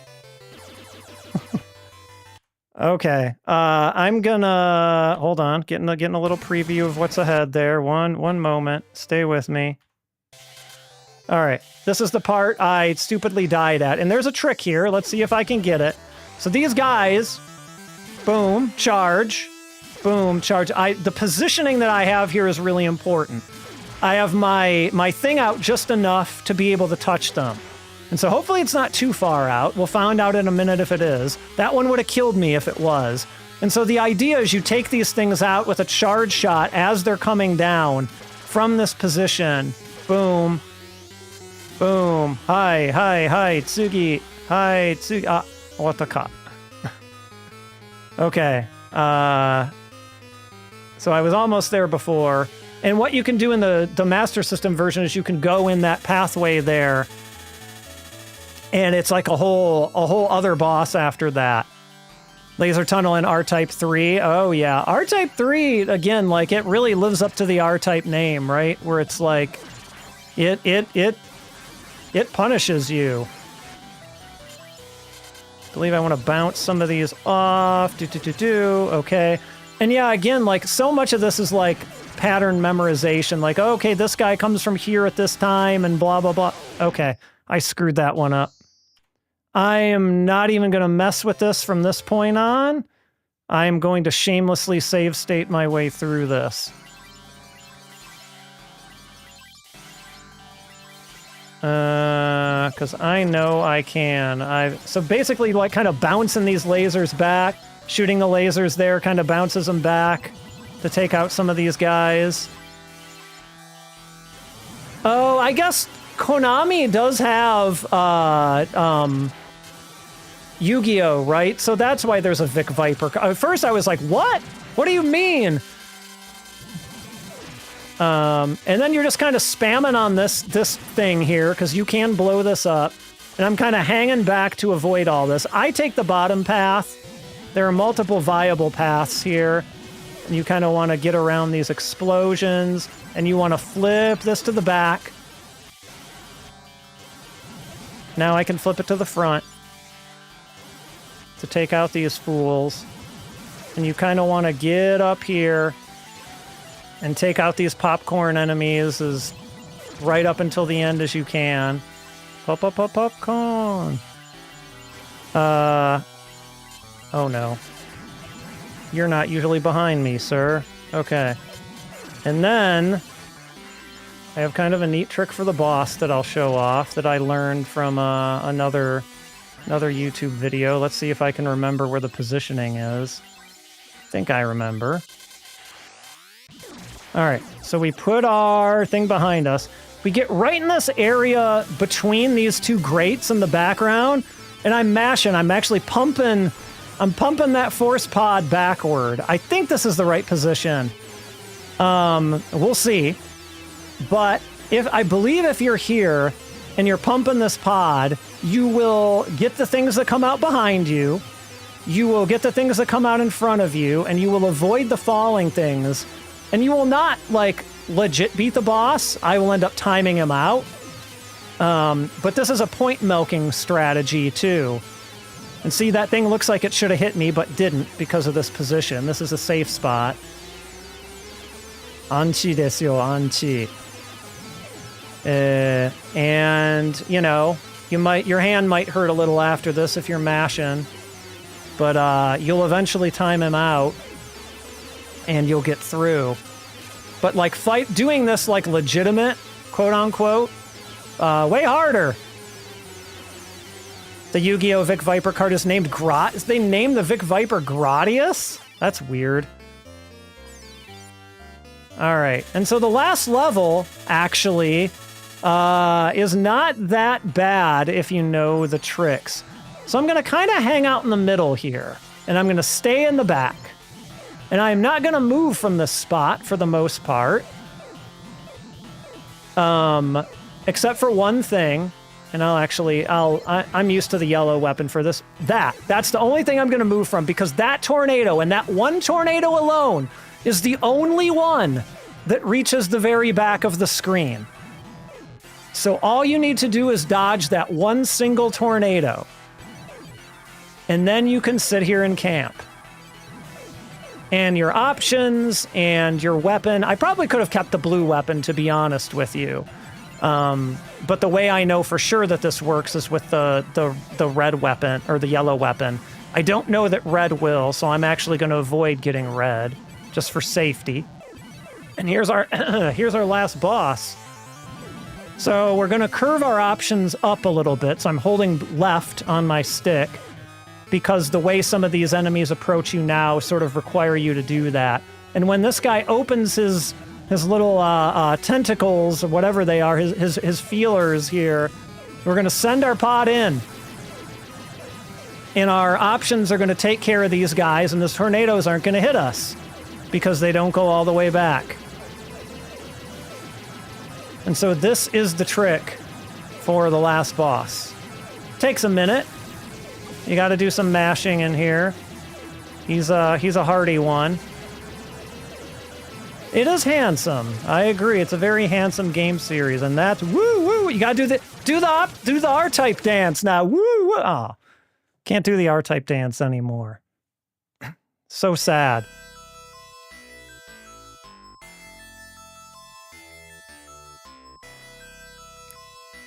And now all our other ships join us here. I don't know where you guys were when I needed you, but I guess you're here now. Thanks to your brave fighting, the cosmos restored peace, the Bido Empire was annihilated to never scare people again. Your name will remain in the universe forever. Thank you for playing the game to the end. Staff of Iram. All the ships from Gradius Gaiden are they? God, I haven't played Gradius Gaiden in a long time. I need to fix that. But I did not know it had so many Yu-Gi-Oh ties. We're not going to play a second loop. I'm not really a second loop guy, as I've discussed before.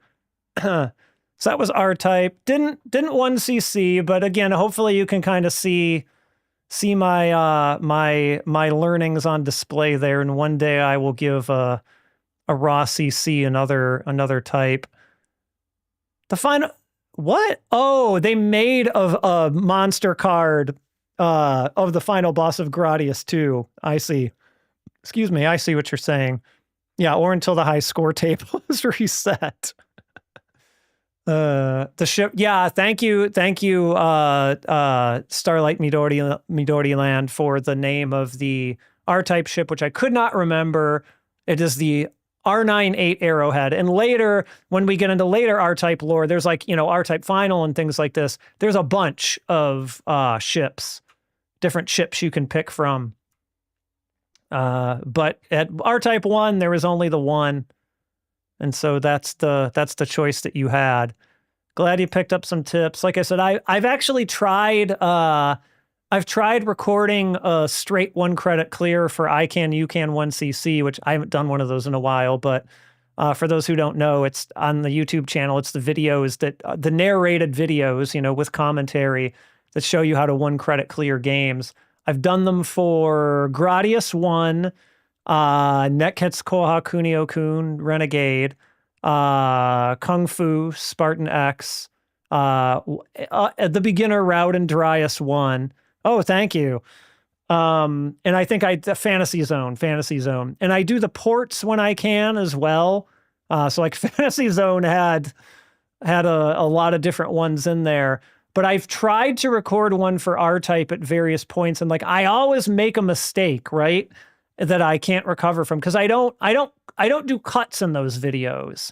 I take an actual clean 1cc attempt. It doesn't have to be deathless, right? Like I'm not afraid to show that I am immortal, is a mortal, not immortal, as you have all seen. You've seen me die plenty of times here.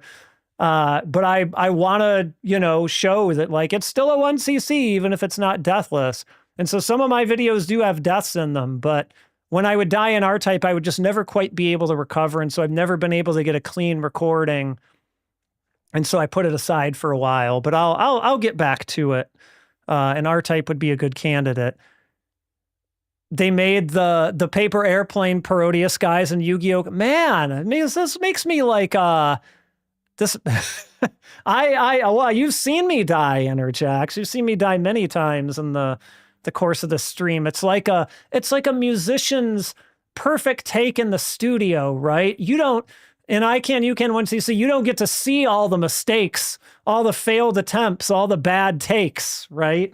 That's all hidden from you. It's not hidden from you here, but just like it's not hidden from you at a concert, right? At a live performance, like somebody messes up, you see it. But on edited videos, those are all hidden from you.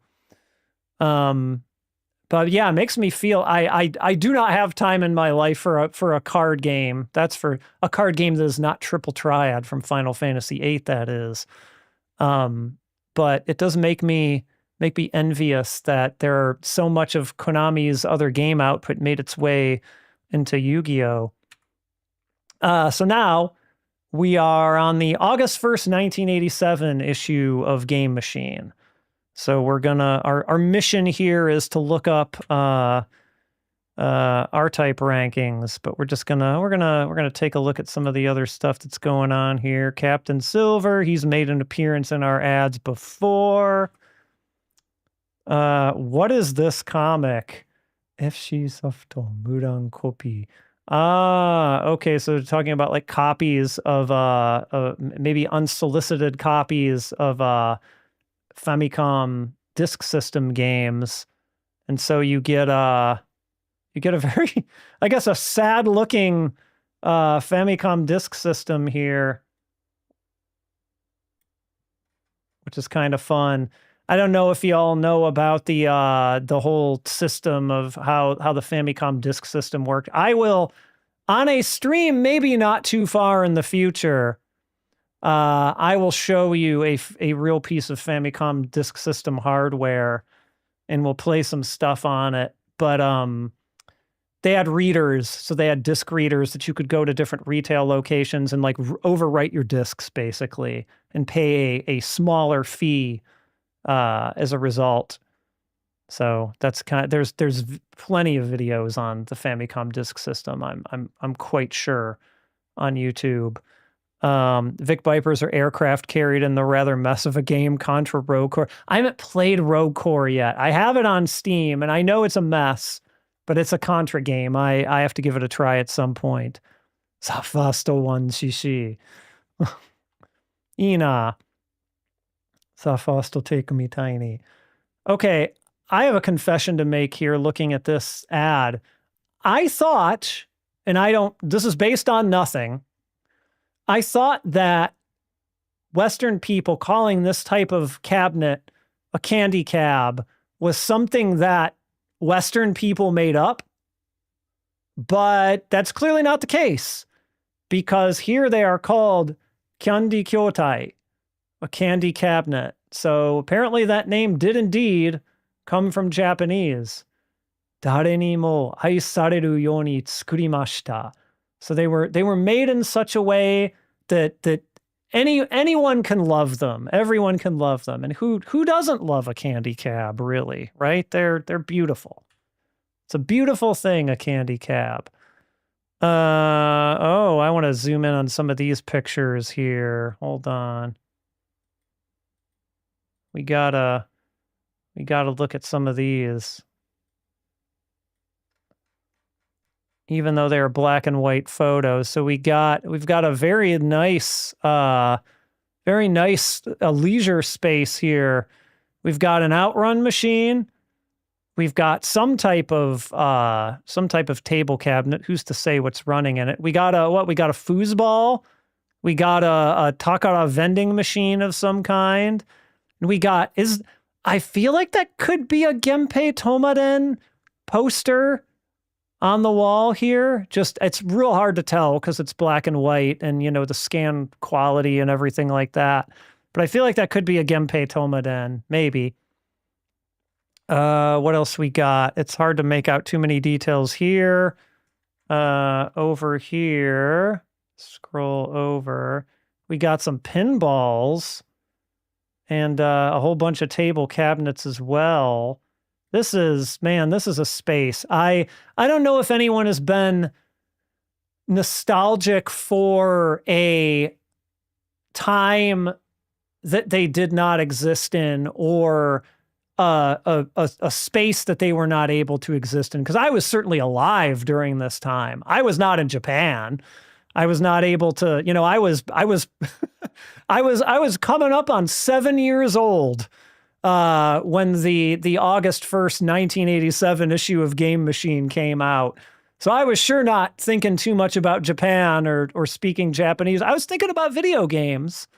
But I was really also not thinking too much about arcades either, because I was 7 years old. But like a space like this, like it makes me feel things when I see it. And it is not a space, at least like exactly like this, right? Like obviously I've been to arcades in the 80s in America anyway. I know what they felt like, and I'm nostalgic for that too. But I look at this and I'm just kind of like, oh man, that's to be in a place like that, right? Yeah, the Taito Vuelix ones I feel like are the easiest ones to source at a reasonable price, which is probably why they're so prolific. Arcade photos of the time now, and I'm kind of looking for an ice cold. Oh, you are. I knew it. I knew it was going to happen eventually.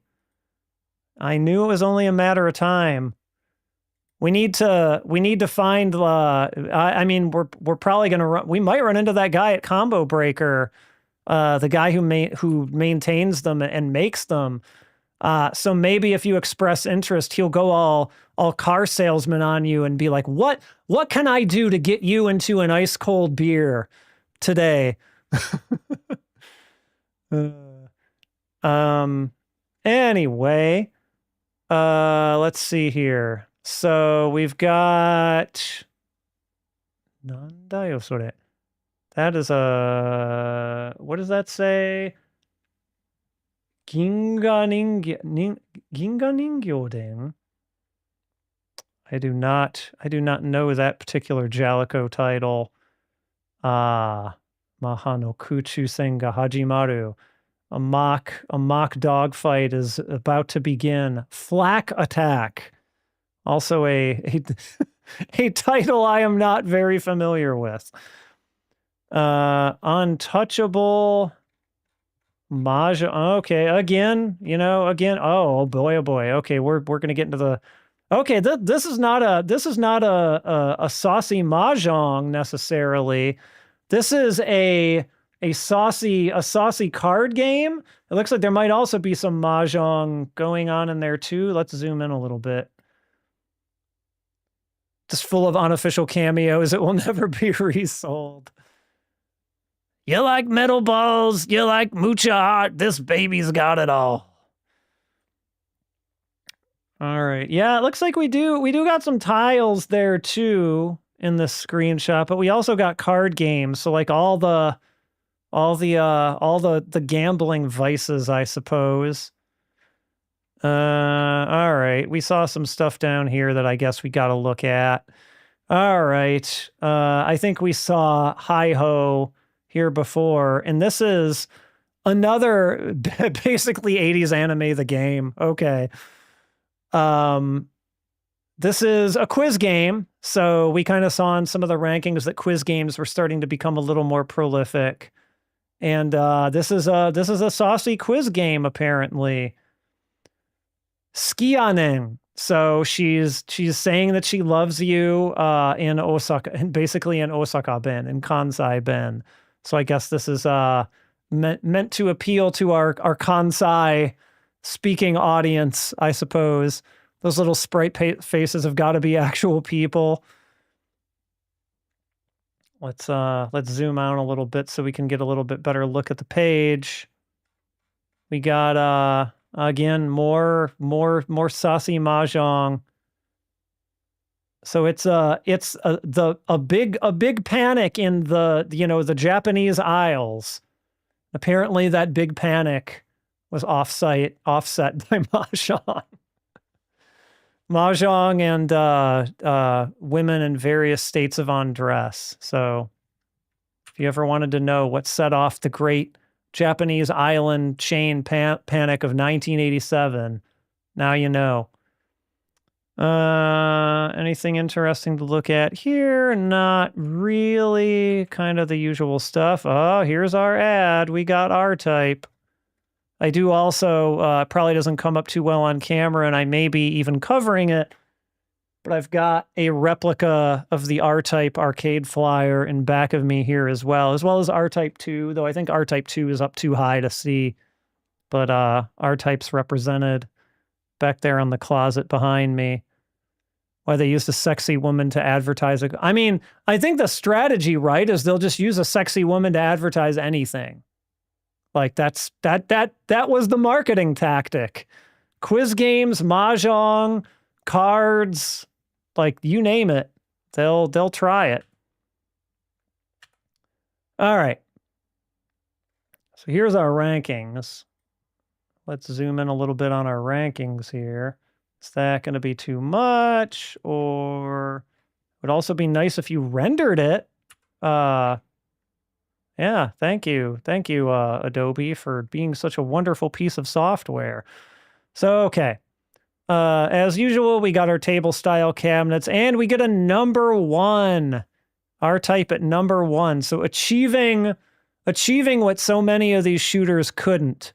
Itajan. What would that even be? Like, just, yeah, I mean, I guess kind of that's what it is, right? I guess if you threw a bunch of anime characters on in a mahjong game too, you'd have Itajan. But achieving what so many shooters couldn't, right? What Salamander couldn't, unless it went up to number 1 the following week, but we didn't look at the following week. So we've got R-Type debuting at number 1. We've got Namco's versus Family Stadium, which kind of was a perennial favorite. R-Type at the top of the arcade earnings list when it came out. Yeah, we'll look at a Gamist after this too, so we can kind of see where R-Type got ranked by them. We got Double Dragon, which was also 1987, so still, you know, another one we played, I believe, on the first stream, Double Dragon. So a perennial favorite. We got 1943, the classic Capcom shooter. We've got Super Real Mahjong Part 2. So already there's a Part 2. They're just churning out these Mahjong games left and right. We've got Revenge of Doe, the Arkanoid sequel. We saw Arkanoid 1 at the top of the charts and the last Game Machine we looked at. We got Dragon Spirit from Namco. Everybody loves Dragon Spirit. Flying Shark from Taito. House Mannequin Roppongi. Raibuhen, so live version, which is not depicted here in this sort of translation romanization in it. Perfect Billiard, which again, the billiard craze has apparently still not come to an end here in 1987. Big Event Golf from Taito, which I believe we saw earlier, is still here. Halley's Comet is still on here, which is crazy. Like we saw this on here last year when we looked at Salamander. Hana Yayoi, which hard to say what type of game that is, but would anyone really be surprised if it was Mahjong? We've still got Sega's Major League on here. We've still got Tecmo's World Cup on here. We've still got Kunio Boy, which is now being properly called Renegade. It's definitely fallen down the charts, but again, it's still hanging on there. Nintendo distributed the arcade distributed the arcade version of R-Type in the West, despite Sega publishing the Master System. Yup. The thing that I hate about playing R-Type on a Western cabinet is, to say nothing of the fact that I prefer a Japanese style stick, like a Seimitsu or a Sanwa or whatever, to a bat top American stick. Like the American sticks are just so rigid, but the Western R-Type cabinet had a stick that was loose enough, but it's this tiny little nub. It's so difficult to use because it's just a little nub. It's like there's no, it doesn't have the shaft, right? It's horrible. I mean, I like to play R-Type when I see it, but I do not like playing it on that original Western cabinet because that stick is just pain to use. We've got Ojanko Yakata, so like, I don't know. This is Mahjong no Jang, Mahjong no Jang, right? Like the Jang and Mahjong. And again, as we talked about earlier, Ko can be like child or girl, and then Yakata is mansion. So however you really would want to translate that. We've got Side Pocket from Data East, which again, we had a year ago. Arkanoid, so even despite there being a sequel to it out, we still got original as the sequel at number 6 and the original at number 19. So people love breaking those blocks. And also Super Real Mahjong 1 and Super Real Mahjong 2. And we've got Top Secret, of course, Bionic Commando, the arcade version, not the probably superior NES one. I don't think too many people would argue with that the NES one is better. We've got Alien Syndrome from Sega. We've got Super Othello. So Othello getting, kind of a sort of puzzle game, not a falling block puzzle game, but a puzzle game. 1942 and 1943. So like, this is crazy. We've got so many examples of sequels being on here at the same time. And we've got Combat School from Konami, which is not a game I know, but I feel like I should figure out what Combat School is. So if Starlight Midori Land, if you have any Combat School knowledge you want to drop, by all means. Let's go quickly through the cabinet ones because there's one more game I want to get to here tonight that I almost certainly will not win credit clear because I've practiced at the least amount of all of these. Combat's a military themed version of Hyper Sports. Interesting. A multi-event. So it's like Hyper Olympic or like track and field, but for military. Okay. I'm not committing to this yet, but at some point I do want to do a look at like the Hyper Olympic track and field series on stream because many of them I haven't played. I've played the original, but maybe we'll need to see what track and field with guns is really like. European 8-bit computer ports. Yeah, that's not too surprising. Like this was the era where so much too was getting those 8-bit European computer ports. Oh, but no console ports. Okay.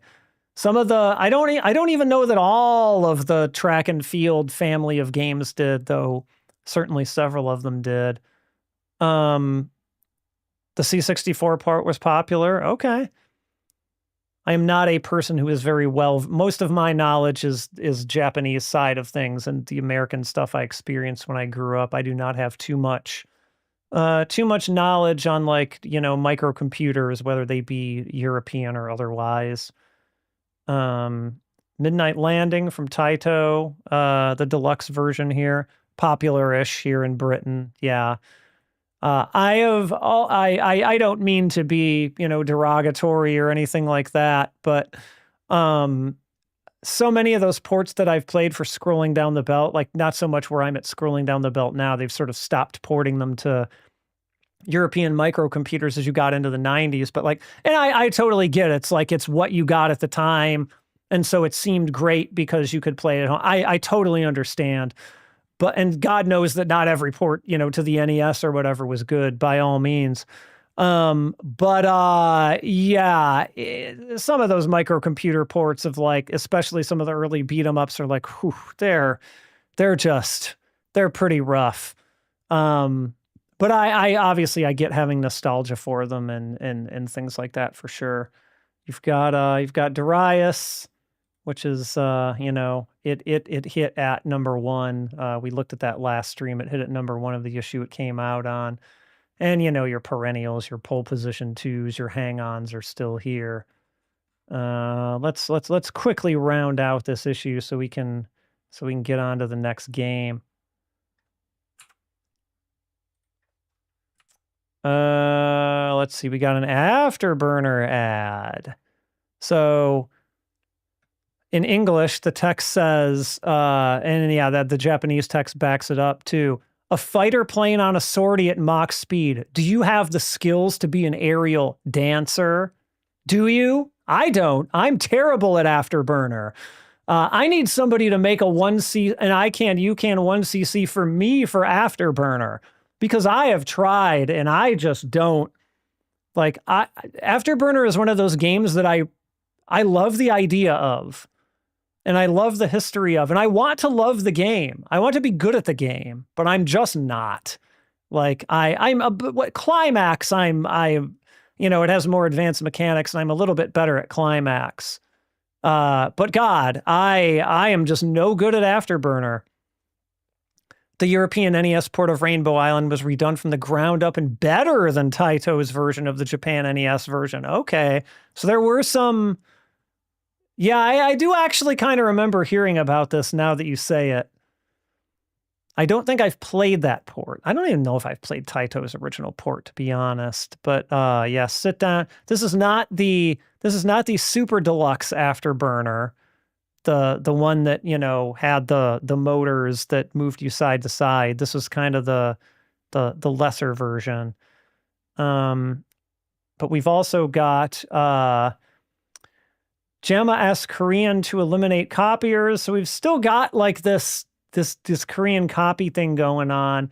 And we've got Capcom unveiling Street Fighter, not Street Fighter 2, Street Fighter. It says that Capcom Company Limited of Osaka announced that subsidiary Capcom USA unveiled the new game Street Fight. I don't know why they put it as Street Fighter here, but Street Fight here at its distributor meeting held at May 12th in Philadelphia, USA. So this, let me see if I can zoom in and tell if this is the one with the pneumatic buttons or not. We've talked about the Street Fighter with pneumatic buttons many times on stream. It is. So you get, probably hard to tell in this, but you got these big old punchy buttons that the move that comes out is dependent on how hard you hit the button.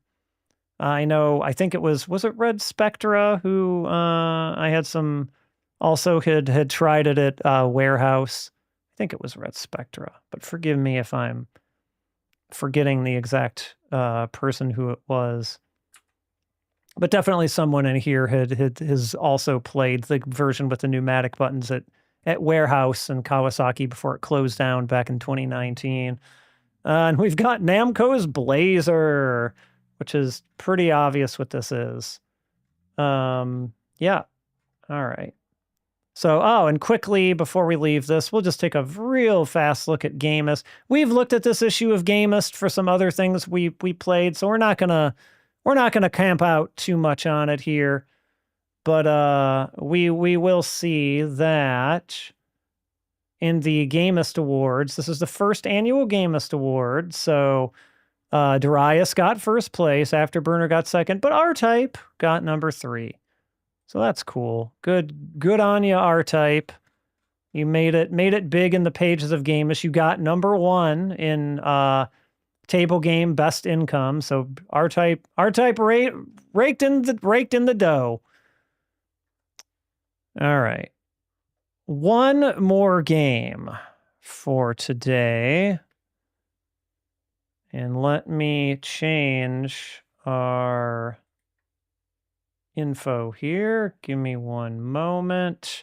We're going back to Konami for this one, and y'all can probably guess what this is. Oops. It is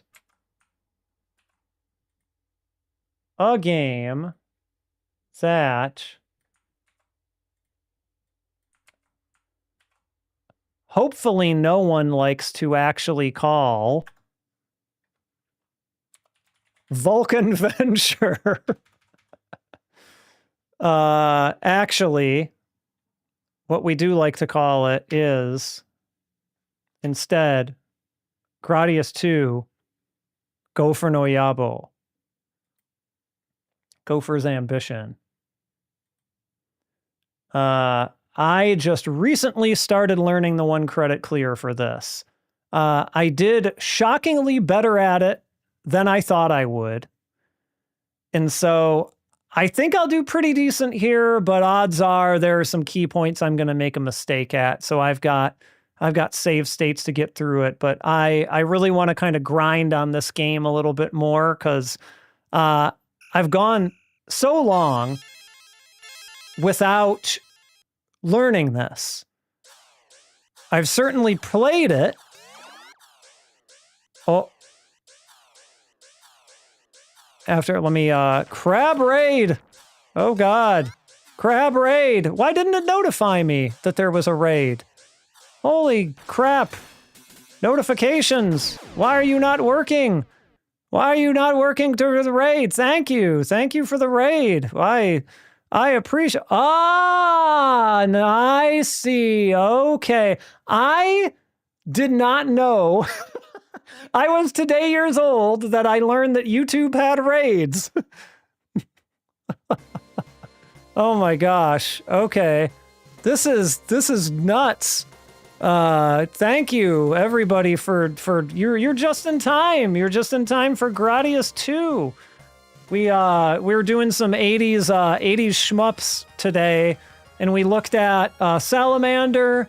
We looked at R-Type, and now we're about to get into Gradius 2 here. Not we don't call this by its God, I already forgot what the Western name was. Vulcan Venture. This is not Vulcan Venture. This is Gradius 2. Oh, permissions weren't okay. I will make a note of that. Welcome, JV521. Thank you for the follow. I will make a note of that to go look on my YouTube settings after this because I simply did not know YouTube rating was a thing. But I love to be rated, especially when it's being rated by crabs. But I was just saying that I've known the 1 credit clear for Gradius 1 for some time. I only recently started learning it for 2 because Gradius 2 is so cool, but I just kind of kicked the can down the road on learning it. And so I finally started. I will make mistakes today. This probably will not be a 1cc. But we're going to try. Thank you for the compliments on the border. Yeah, this and several of the pixel emotes are from an artist called the Pixel Pigeon that I commissioned, who also, I don't think he streams very often, but he streams from time to time. Catching up on a couple other things here from chat earlier before our crab raid happened. Afterburner, you remember that game with iconic music such as City 202, Maximum Power, and the titular Afterburner song. I don't actually know too many of the names of the Afterburner songs. But what I do know is that the blind spot / SST band arrangements of those Afterburner songs are killer. Like, the actual song Afterburner is like their go-to encore song. New Zealand Story and Bubble Bobble were huge in Europe, and this I was aware of.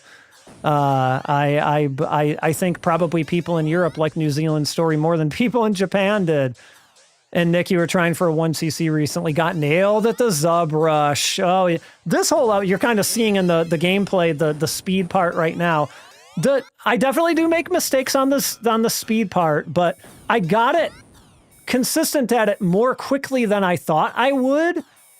But yeah, the Zub Rush after that is real. It's real tough. All right. Let's, we won't keep y'all waiting any longer here. Let's credit up here. Now this is the classic easy one to go with, right? But I go with this one, and I go with Force Field. And so we're just gonna... Wait, hold on. Chottomate. Hold on. I may have picked the wrong build of this. No, what? Why are my buttons? Oh, wait, hold on. I understand. I still have R-Type brain. Let me reset. I still have R-Type brain as to what the the fire button was here. And so I'm like, what? Why no work? And I'm hitting the power-up button because this is a Gradius game. So we're off to a great start here. All right. Now, let's do this. Played as 3? Oh God, 3. Good luck with 3, man. That's 3 is a real rough one.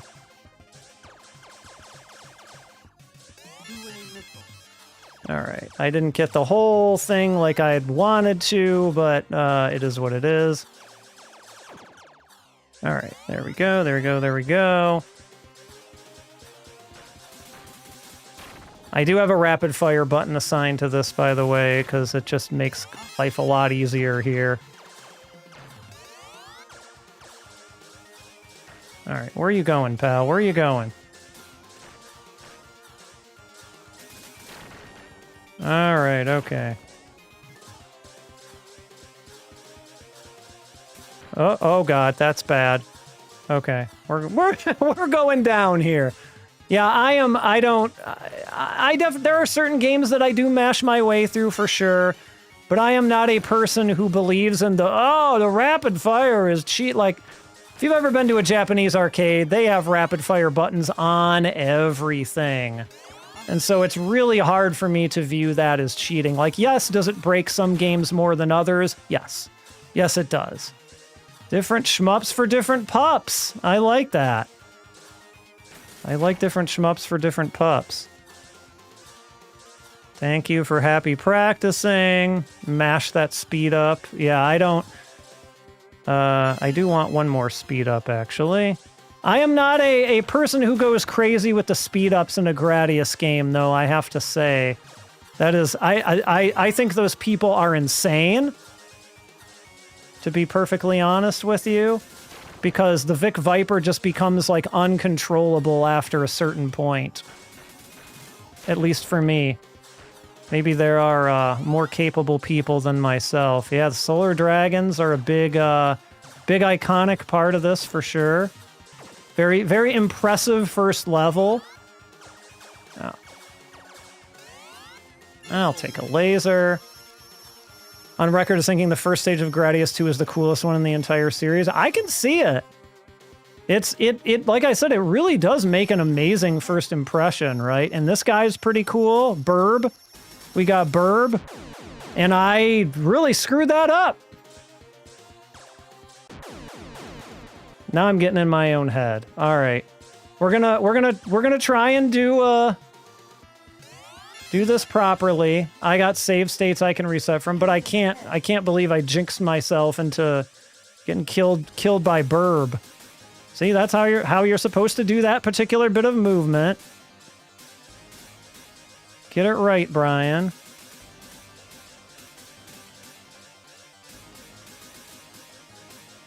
They're not that bad to react to. I just kind of flubbed it. There we go. First few seconds of the original Dragon Ball. Oh, yeah, you're right. You're totally right. All right, let's see. Gradius 2, I feel like, is a little bit more generous with the power-ups. So, like, it's a little bit easier to build yourself back to recovery, I think. Some may disagree, but, and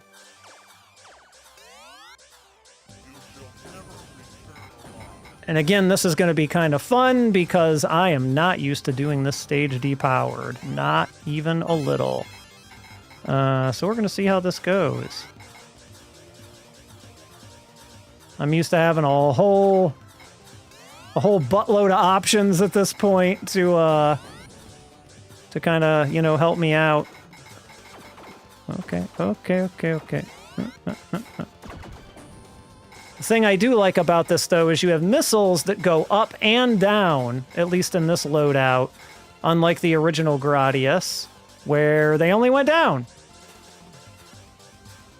Unfortunately, you have these annoying tentacles that you have to kind of shoot back if you want them to behave with you. I went past the option as a result. You know what? Screw it. And that did not work. Yeah, all right. This is probably gonna result in a reset to a save state, but we'll try again. We'll try and do it honest. Is awful without. Yeah, thank you. I don't really envy the position I'm in right now either, but we're gonna try and do it honest before we resort back to save states here.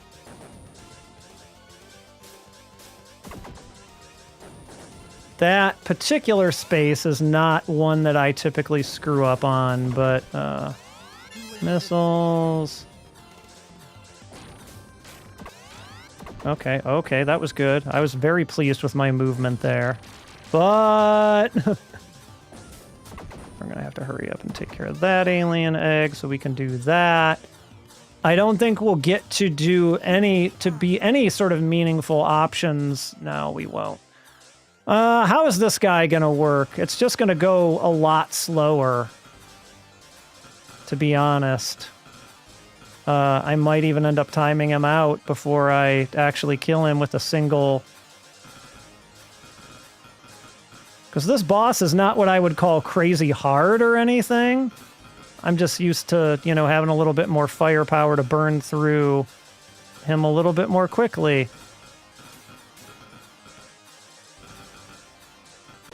Yep. I figured it was only a matter of time before I made a mistake there. All right, so let's try and pretend I never messed anything up. And we'll see how we can... we got our other force field ready to go here. Mostly you just kind of want to avoid those rocks if you can. The little shots can hit you too, but see, that goes... Right? I know, it was amazing. It's like I never died. The Gradius boss theme cards in Yu-Gi-Oh! After just a few... Oh, do they? That's awesome. That's such a nice touch. Like, that proves that, like, so much love went into, like, representing that property in Yu-Gi-Oh!, right? Like, I can really appreciate that. Oh, no. Why did I do that? So... where's Option Thief? Option Thief should be coming after me for taking 4 options. Maybe he only comes at set points or something. My Gradius 1 brain actually took over for a second here and grabbed that 4th option. But I'm not being punished for it. And I knew about the Option Thief before I learned this clear, so I would usually just stop myself at 4.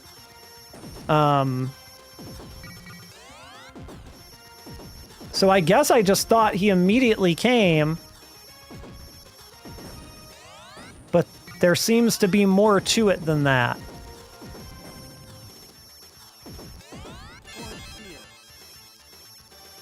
Anybody knows, if anyone can see into the mind of the Option Thief and knows when he does and does not come,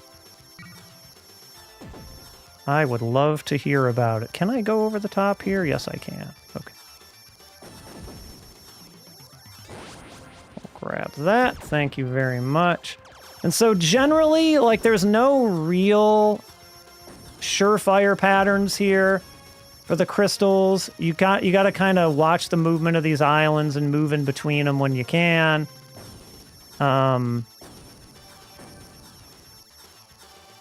But the crystals that come after, you're generally speaking safer at the top. It's not guaranteed. As far as I know, there's not like an absolute safe zone or anything like that. But I personally anyway tend to have a better time staying up near the top, because the problem is it gets out of control so quick with these things, right? Like you can cause sort of like run-on effects to like break so many things apart at one time, and it just kind of gets overwhelming, right? Like, I'm trying not to get too many of these guys broken up at once. Woo! And I went past my shield, unfortunately. But maybe that's okay.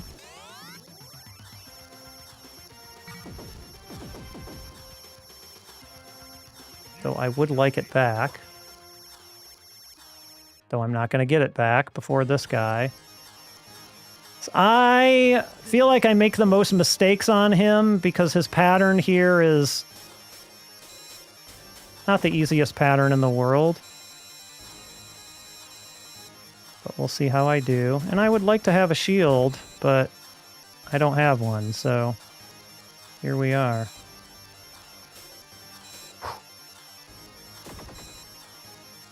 Ooh, okay. Thank you for checking it out.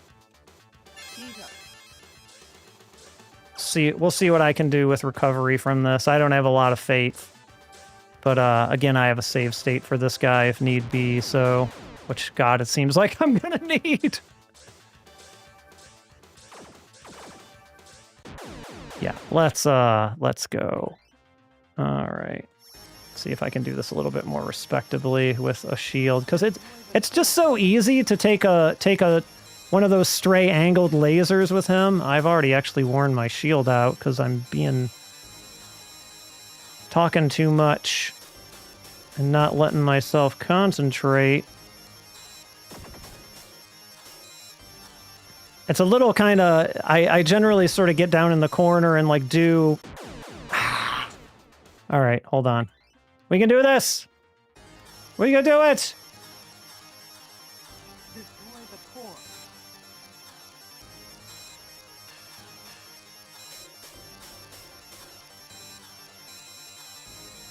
And then when he's doing that pattern, it's like you can generally just kind of lay off.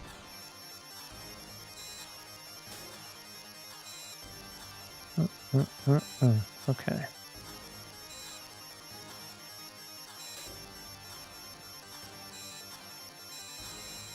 Now he's doing that. Oh my god! Okay. Demon Kogure. I need a better shield. Alright, I am... No, that was not the right save slot. I'm gonna do this. Clearly, I need to add this to my notes to, like, lab the crap out of this one, because I think this is the most times I've failed this guy in a row. Ever.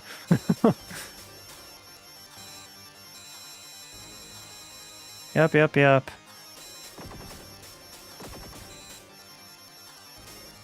think I need the point blank, get in there and point blank him a little bit more when I can to make this go a little bit faster. There we go. Shield! I need a shield. Someone please give me one. Magneto, where are you with my shield? Where are you with the shield when I need it?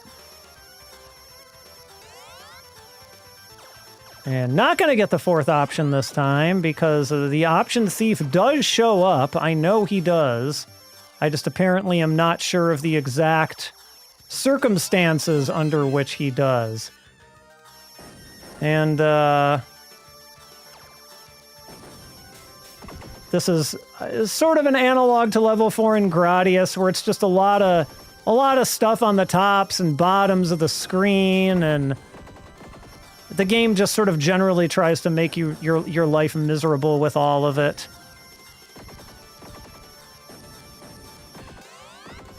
Oh god, okay. That was not good. Okay. Alright, I kind of want to see what this is like trying to recover here, to be honest. I have a feeling it's going to be terrible and awful, and I'm not actually going to do it. Mick W626, welcome! And we achieved a follower goal with that, so thank you for the follow. Ubersaurus, yeah, the volcanoes here are usually your wall.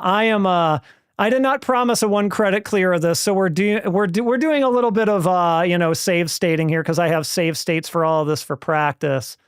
But I did just kind of sort of start learning this. I flubbed it on the level 3 boss more than I would have liked. And now I made some silly mistakes on stage 4 here that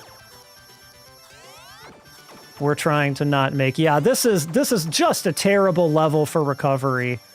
It really, really is. I'm sure it's possible. Like, I'm sure you can do it, but, like, God help you.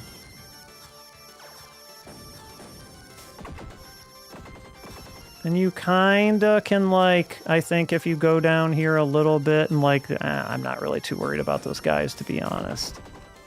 You can do a thing where you, like, kind of hit them through the wall.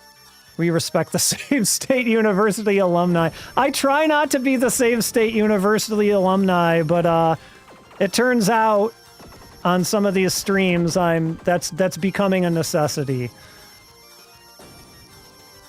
Because, oh, shoot, I was already on. Oh, well, we're gonna... The volcanoes here, I don't do too badly on, generally. The volcanoes haven't been too much of a problem for me historically. Yes, I would like you, because I would like to... I know this is a dead end down here, but I would like that so that I can... Please get a shield? Please? Oh God, please? No, but seriously, please? Oh, thank you. Doing like, gatekeeping that shield. As hard as you can gatekeep anything. Get at least some of those gun turrets taken out up there. And we'll just kind of dodge the rest. Alright. This boss is not too bad. We want to really get it more down on the screen if we can, because then it's way easier to just go above it. Whoa. Okay, my pattern was a little off for that guy. Plug and play Famiclones. Always use Gradius 1 to sell them. Oh, hold on. That's a spoiler. Alright.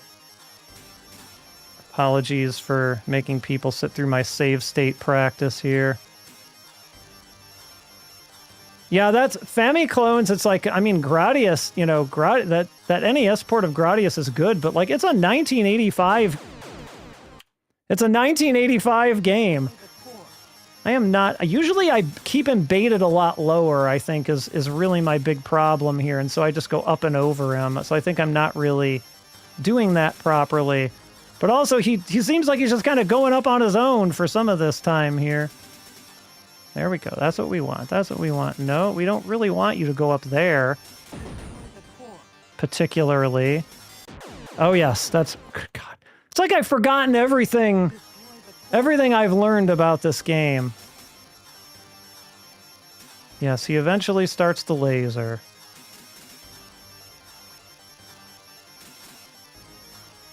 Alright. This is gonna be the one.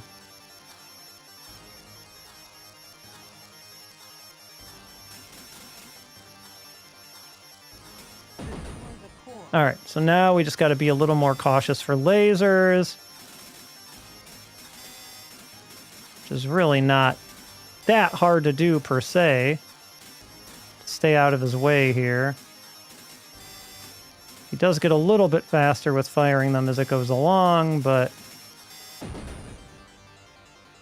Buying those in the mid-2000s with clueless parents. Oh, yeah, for sure. I wonder if a clueless parent was like, oh, Gradius. I remember Gradius. And my child will love it, too. But I don't know if people who were buying those were even putting that much thought into it, to be completely honest, right? Like they were just buying cheap video games for kids was what those sold, the basis that those sold on. All right, here's our buddies. We got some Moai heads. They're back. And I, like level 3 in Gradius 1, I've definitely flubbed this, and I very well may flub it again. Because they kinda up the Cheerios. These Moais are... They bought the grocery store out of Cheerios, basically, is what they did. And, they're kind of just firing off all of them here. I'm gonna have to go over my shield, unfortunately, which I didn't really want to do, but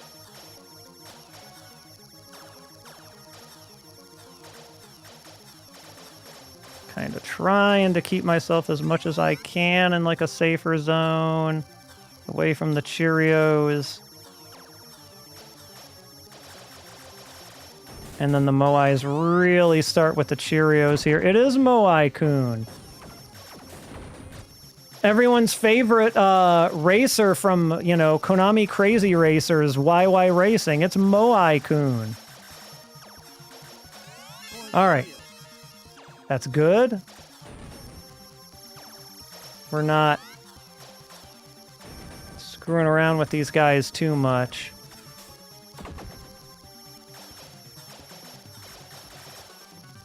I'm really just trying to escape to safety as quick as I can. But there are just so many Cheerios. And without rapid fire, like, good luck to you there, is all I can say. Yeah, Moai-kun, he loves his Cheerios. Well, they all love their Cheerios, really. What can I say? Arcade version of Nemesis has no two-player option. Same with European version of Contra. Really? The European arcade version of Contra 1 had no two-player option? That's crazy.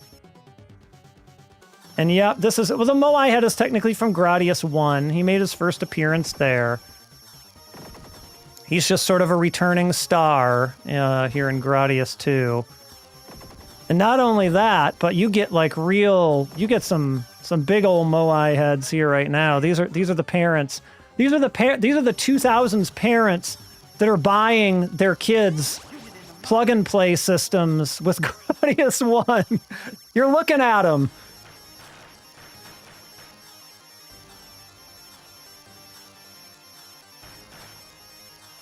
So with these guys, you can pretty safely position yourself kind of like this and get all the you know, it's Moai heads shooting like smaller Moai heads, which is always a funny thing in a video game when a thing like deploys a smaller version of itself.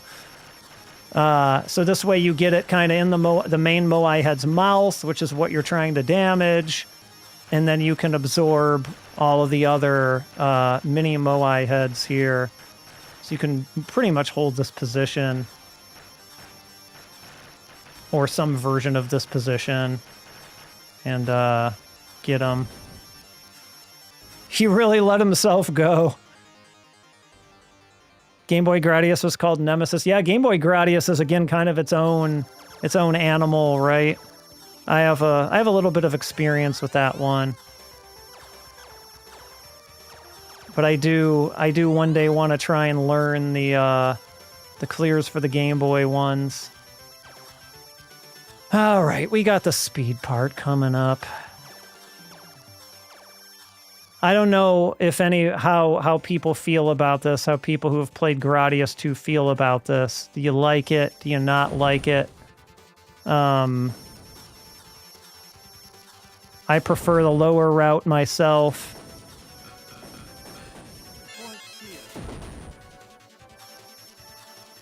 I find it's a little easier to react to things there. You got these closing gates that you got to kind of zip through. Get down here on this steep angle. Oh boy. And we go up here, and we go up through here. Ah, God, I was so close to the end there too. All right. I don't know if it's even possible to do this. All right. I've never actually tried to do this from recovery before. So I'm going to briefly try this. But we're going to go... Okay. Great job. All right. Let's try and do this with a little bit more feeling, huh?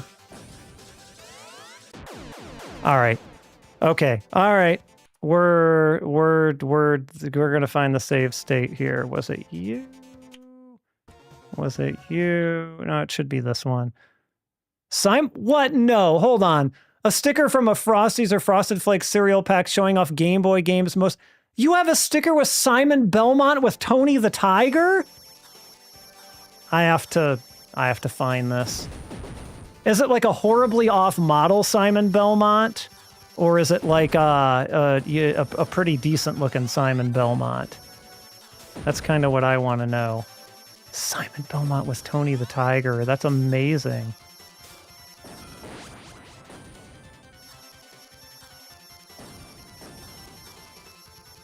All right, let's see here.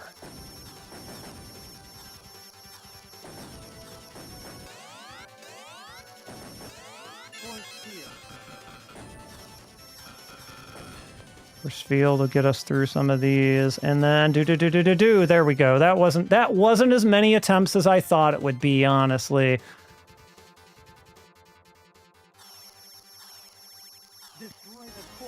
And we got this guy, kind of a big core-ish. Like, what if Big Core had more lasers? And then we get a boss, a parade of past bosses, which some of you will recognize from earlier today. Traced ones. You don't have the sticker, but had the Proteus and Nemesis when it was a UK promotion. That's so interesting that they did that. And here is the aforementioned Zubrush, which honestly, like... Yep. All right. It's really kind of by luck that you get through this. Okay, I think this is the speed one again. We don't want to go back from there. I've gotten through it on the first attempt before, but like, I'm not consistent with it. I got to figure out if there's like a super good strategy for it or anything like that. But like, there's just so many of them compared to the Zubrush in Gradius 1, where there actually is a strategy for dealing with it, right? Like, you don't have to deal.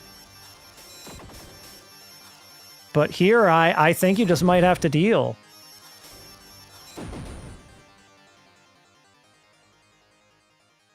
Game Boy was the first big selling Nintendo thing in the UK. Yeah, I mean, that's true. Obviously, I don't know from firsthand, but everything I've heard has basically just been, yeah, Nintendo not, as big of a presence there, obviously. I almost kind of feel like circling up your options. See, now I'm like trapping... Okay. That was a much better example of how to do it. I was kind of trying to keep my options circled around me. And here's the Big Core with much faster shooting lasers. And also, he has a little regular shot that he fires out there to make things extra hard. But, same kind of patterns apply, I would say. You're just kind of moving up and down on him a lot. And not letting yourself be in his lasers too much here. There we go. Big Core. And now you get to see some friends from earlier in the stream. Remember this guy? Remember this guy from Salamander earlier on? He's back. And he's still a brain. We still shoot it in the eye, which hasn't appeared yet, but it will in a second. And he is pretty much just as much of a chump as he was in Salamander. Oh, I thought I'd get him on that cycle, actually. The Salamander brain. That's not all, though. We got more. If you love Salamander, boy, are you in for a treat. Remember this guy? He was vertical before. He was in a vertical stage. But he's back also. I don't know what you'd even call this guy. Tentacle ship? Big Brain Wilbur is his name. Wilbur! I'm down for him being Wilbur. Okay, you're throwing out more shots than I'm used to you throwing out, but that's okay. And he is just kind of the same tedious loop around situation that he was in Salamander, where you're trying to point blank him as you can. And boy, I came a little too close to a tentacle for comfort there.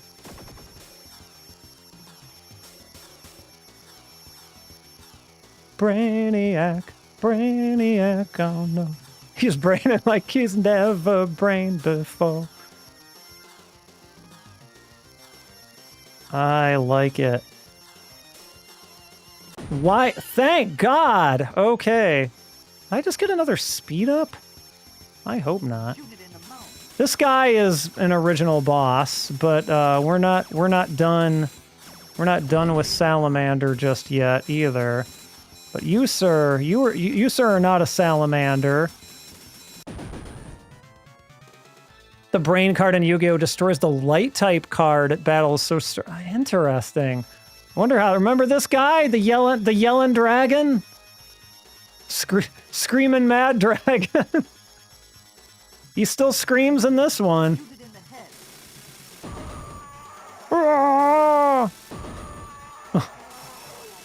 There's 3 of them now, though, as you can see. Who is next? Okay, this is the actual boss. All right, so this one takes a little bit of time, but there is a strategy here. So if you stay at the end and only move off the end for these missiles that look like they're going to hit you, this is kind of like your safest option. Like, this one will hit me, so I'm moving back for that. That one hit me. All right, which one was he? He was S? No, not even close. G? Toasty. All right.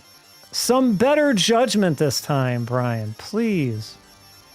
See, some of those you can't really tell, though, right? It's like that one might have looked like it would have hit me, but it didn't.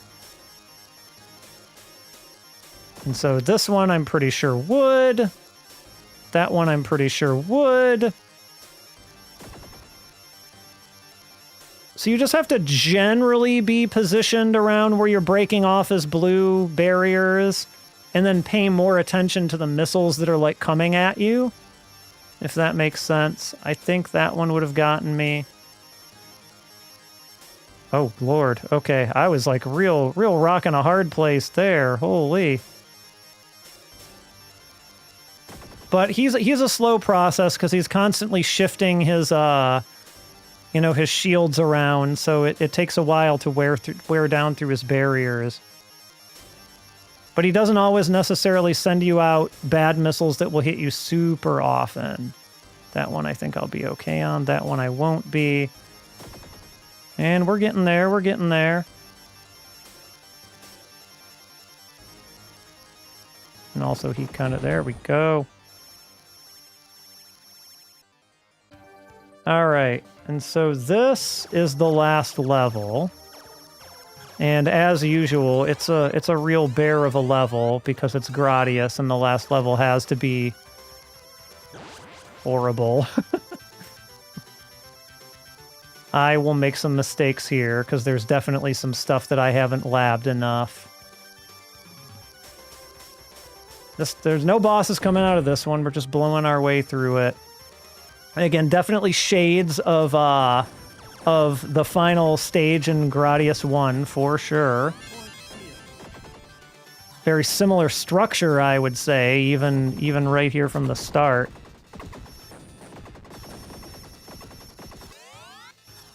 I should have gotten up and taken care of that row sooner than I did, and so for here, I kind of like to back out, wait till the Zubs clear. Oh god. That's not gonna work well. Okay, okay, alright, okay. God, hopefully one of these stray ones don't hit me because I had no shield. Magneto, I got no shield. Give me that shield, please. Thank you.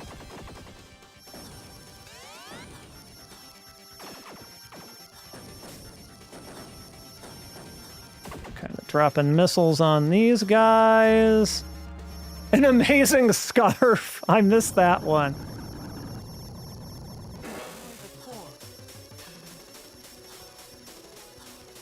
So this is the strategy for this. You position your options to be able to take care of the middle and the bottom. And you just kind of sit back and let them do the work. That is a real opportunity for Etsy. That dragon, the salamander dragon guy is a scarf. Like, I would wear that. If someone on Etsy made that, I would wear it. I'd buy it right now.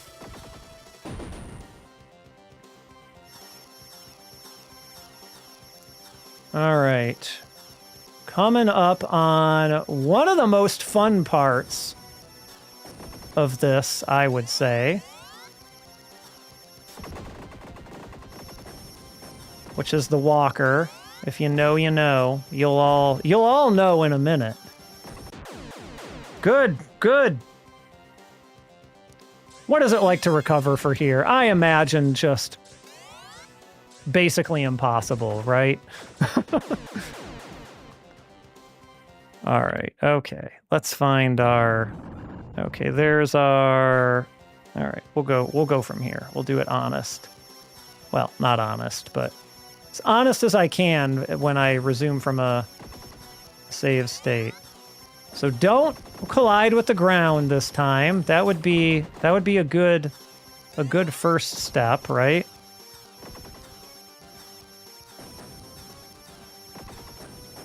And also, please shield. Please shield, hurry. I really would love a shield. I could really go for a shield right about now.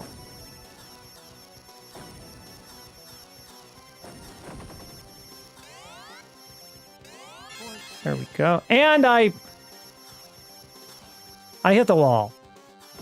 Is what happened there. All right, so our friend the walker. Maybe we can do this without a shield. Let's find out. So this is a pretty infamous, I would say.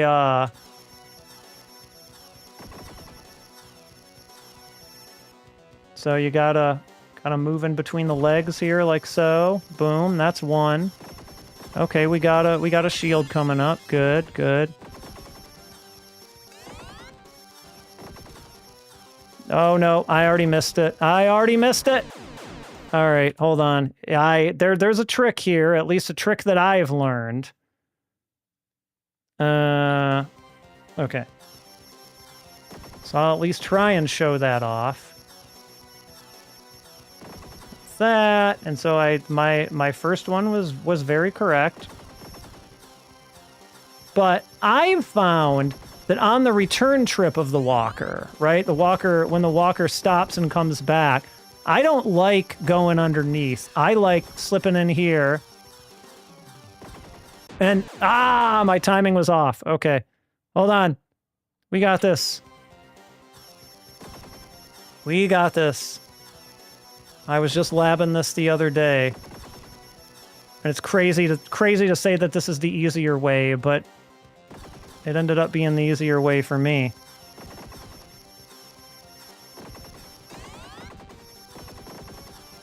All right. So again, when it starts moving forward, we're moving. Like that. And then we're going back under again. We're not moving when we're under those legs, because you'll run into them if you do. And I screwed that up again, but you guys get the point. Oh, and actually, you know what? We might have this. Let's see. We might have this, because after you get to the walker, you get the the leggy bosses used to Lego cover the floors. I stepped on the walker, and so in Grand Gradius tradition, I don't know what the hell this guy says. Hold on. His sound effect is really low, but it's like, I am something. And you shoot his brain stems, and he basically does nothing to you, just like the boss of Gradius 1.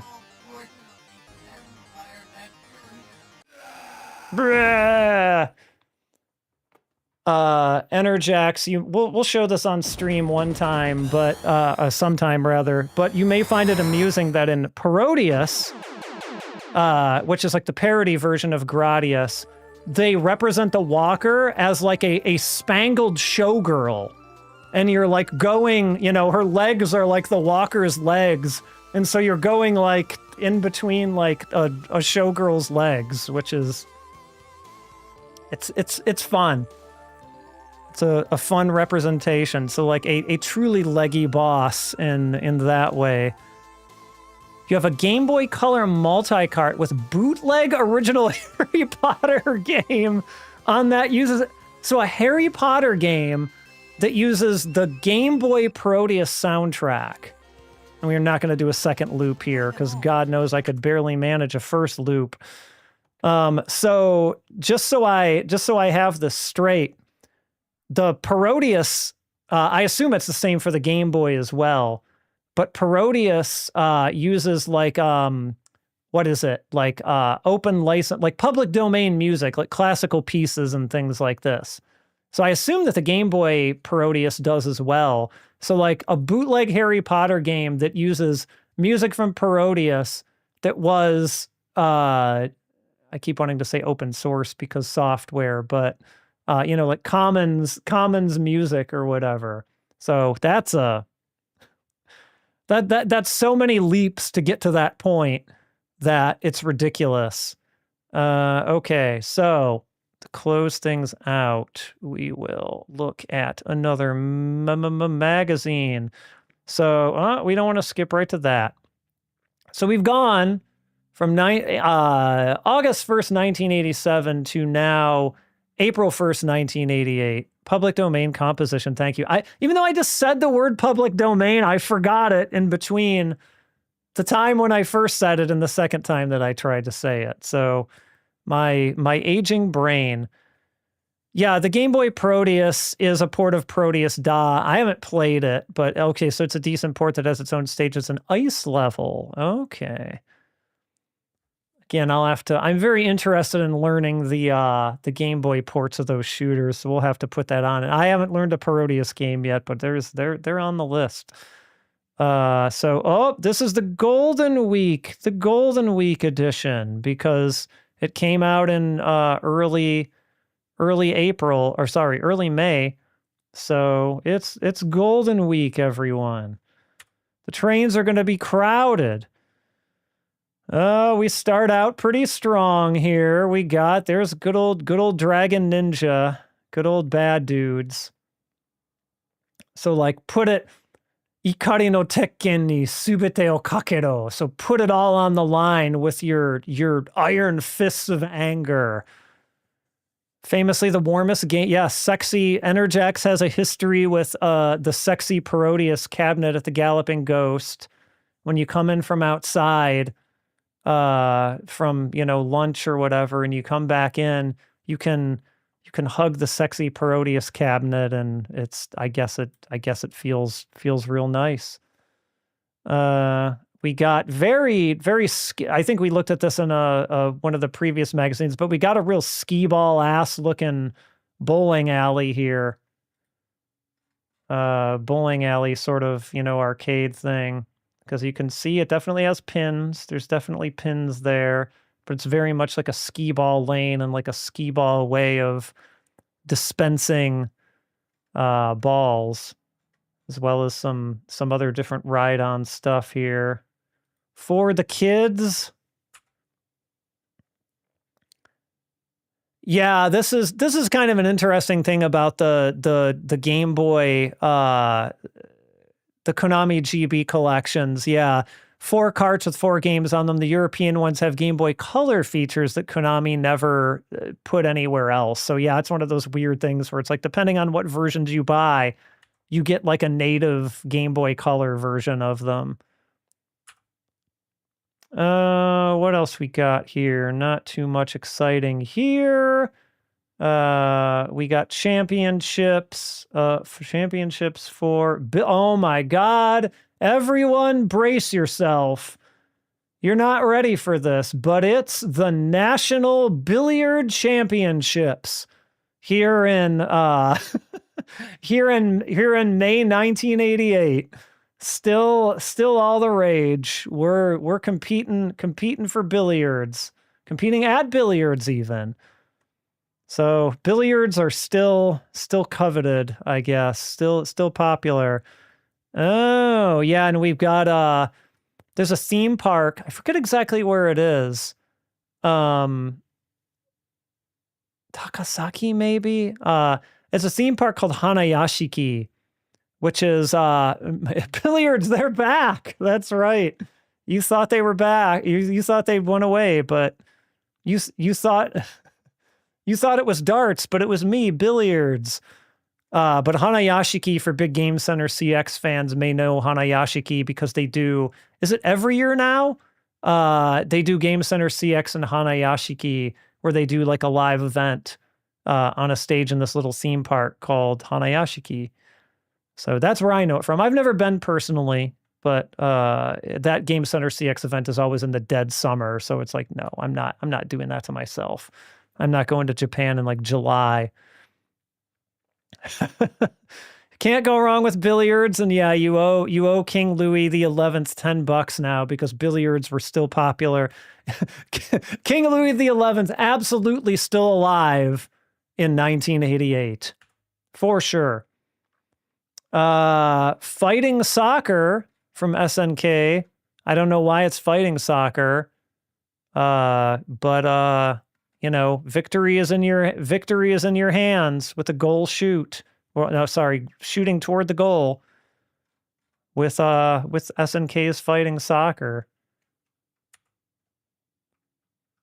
We're not going to look at pie charts, or that's not pie charts.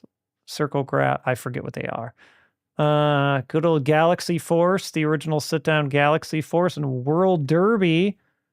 I don't know if anybody's ever been to I mean, they're more technologically advanced versions now, but these sort of table style things that simulate like horse racing, they're neat to look at. I don't really care about engaging with horse racing, but they're neat to look at.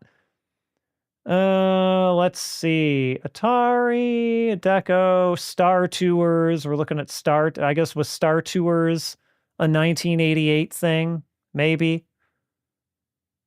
Looks like folks from Atari and Deco went to Star Tours. Some of them have turned up in UK arcades. All right. We got more kind of classical theme park stuff that we'll skip over because we've all seen a theme park before. What else have we got here? What else? We got, yeah, I think we looked at the Almond Pinky ad here. Again, it's Mahjong Tenchi, so Mahjong Angels. Very on brand with our usual Game Machine advertisements. And yep, here it is. We got all your favorites, right? All your rec room favorites, all your leisure room favorites. We got billiards, we got darts, and we got foosball. What is better, billiards, darts, or foosball? If I had a way of doing a poll across both platforms, I would, but we'll do an informal pool. Billiards, soccer. If we got a pinball ad, yeah, we'd have the trifecta. There are definitely pinball ads in this magazine, but there are not, I guess, not ones on this page. Yeah, you were young in the mid 80s. Seaside. Yeah, seaside resorts is what I constantly hear from people in the UK of that era, of like where the really cool arcades were that they went to, is these seaside resorts. Never actually experienced one myself, but I've heard many a story. The only 80s arcades I have experience with are ones in America. And even my 80s experience is a lot more limited than my 90s experience was. Like I went to them more in like family fun centers and things like that. The 90s is when I started, actually getting myself to arcades as I got a little bit older. And worked in one eventually. I worked in a Tilt from 96, 97, right up until around 2000.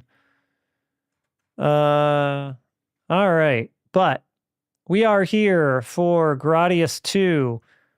And it did not take number 1. It was not able to do what even R-Type was able to do. Most seemingly because of Namco's World Stadium. Seems who we have to thank for that. But we do have it at number 2, and they're calling it Vulcan Venture here, which I still think is not a good name.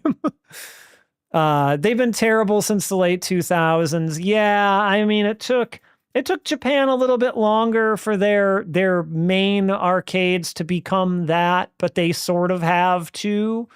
Like, there are a lot of machines like that, and also just like, what if we had 50 Gundam Versus and like 2 other things, and that's it. I mean, you still have your places like Mikado and Hey, and obviously more retro-themed arcades, but I mean, you have those in America too, right? I'm sure there's probably some in the UK, like your Galloping Ghosts and things like that. Like those places exist. They're just not the main. They're not the mainstream anymore, unfortunately. Yeah, the Musée Mécanique or something like that. Pardon my terrible French pronunciation, but yeah, on Fisherman's Wharf. Yeah, that's a cool place. I went there once in 2017 on a trip to San Francisco. Also featured in Game Center CX on the Game Center CX episode where we went to America. He did visit there. Baseball overtook what Gradius 2 was supposed to be on. Yep, unfortunately. It just wasn't, it was barely not powerful enough, but people wanted their Namco World Stadium a little bit more than they wanted Gradius 2, I guess. Kageki from Taito got number 3, which I am not too familiar with. Shanghai, the Sunsoft's Mahjong, but not Mahjong. Yeah, Shanghai, I feel like you can't, like it's Mahjong adjacent, but it's not really Mahjong. Like, it's much more simplified. And I do not believe that there is a Shanghai game that has anything titillating in it. So Shanghai is like one of the only titles that deals in just, the joy of the tiles, if you will, and not the joy of seeing women undress.